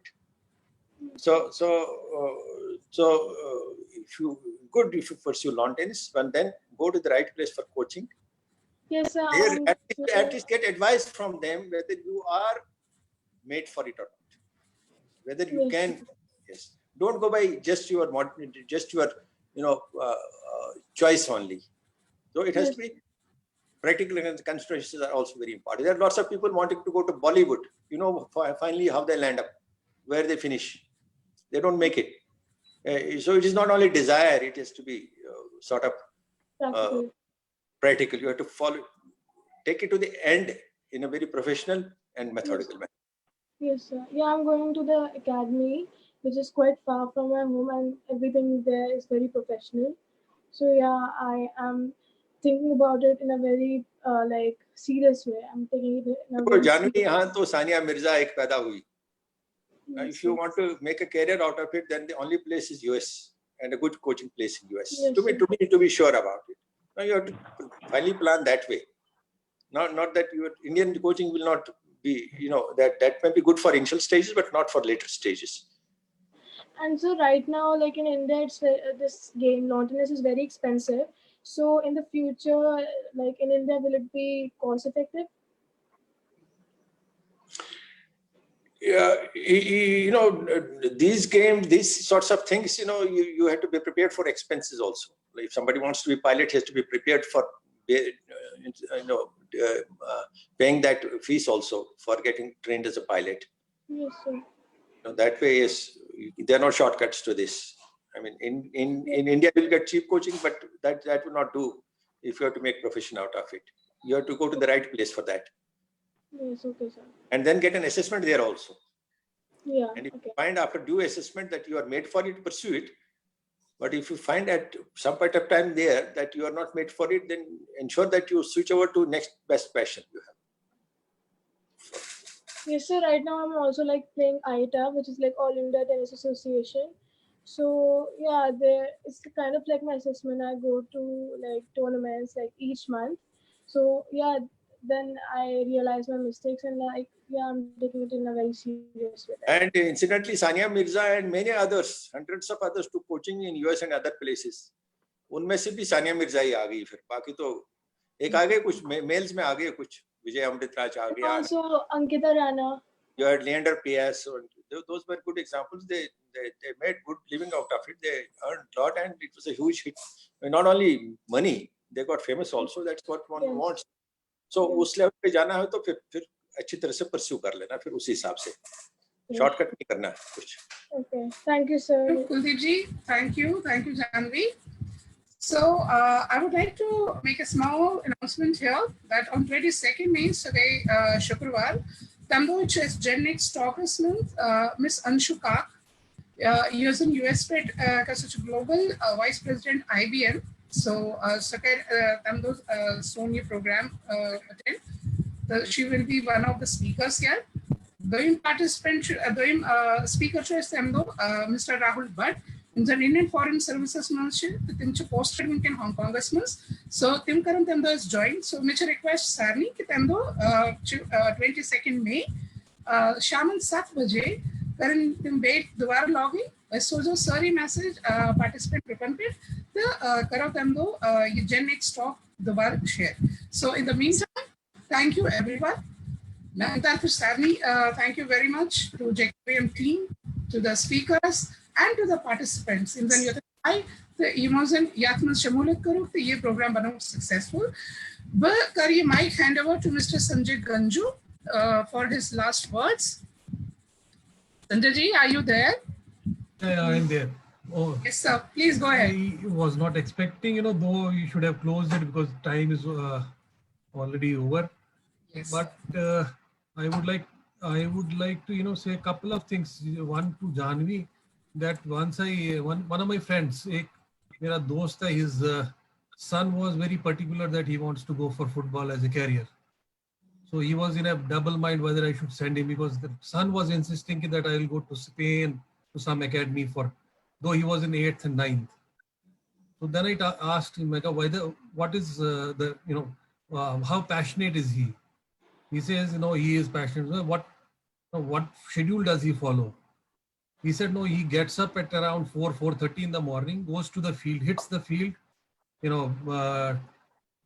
goes for football, then comes back, and 8 o'clock he goes to the school.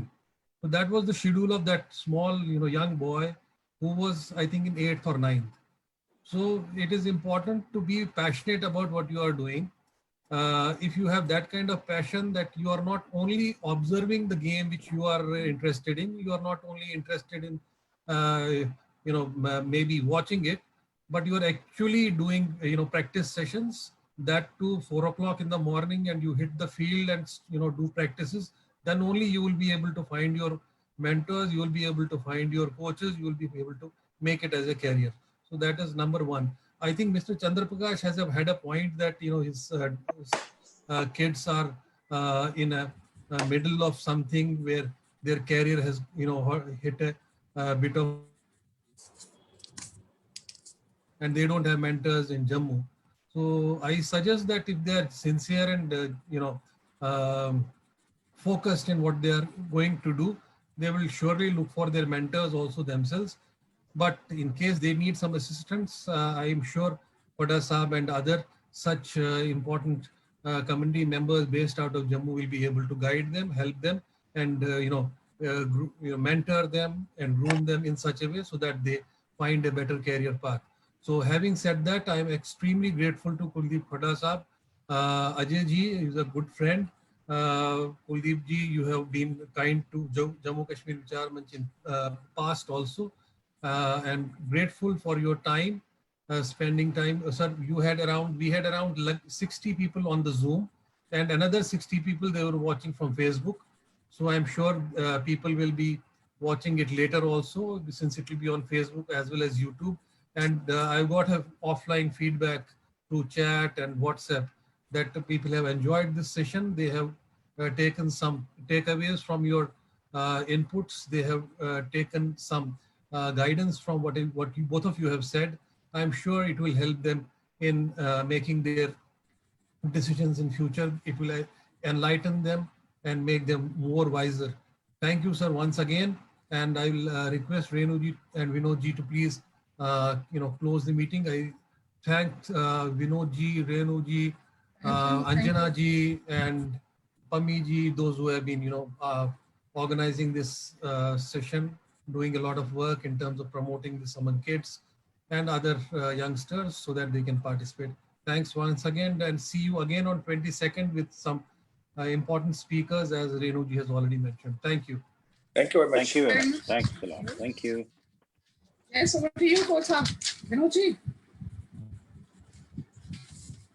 Thank you. So don't forget to join us on 7 p.m. 22nd Friday, 7 o'clock, to have our legendary speakers from IBM and from IFS. So please do join on that day. It is a very important session. Thank you all.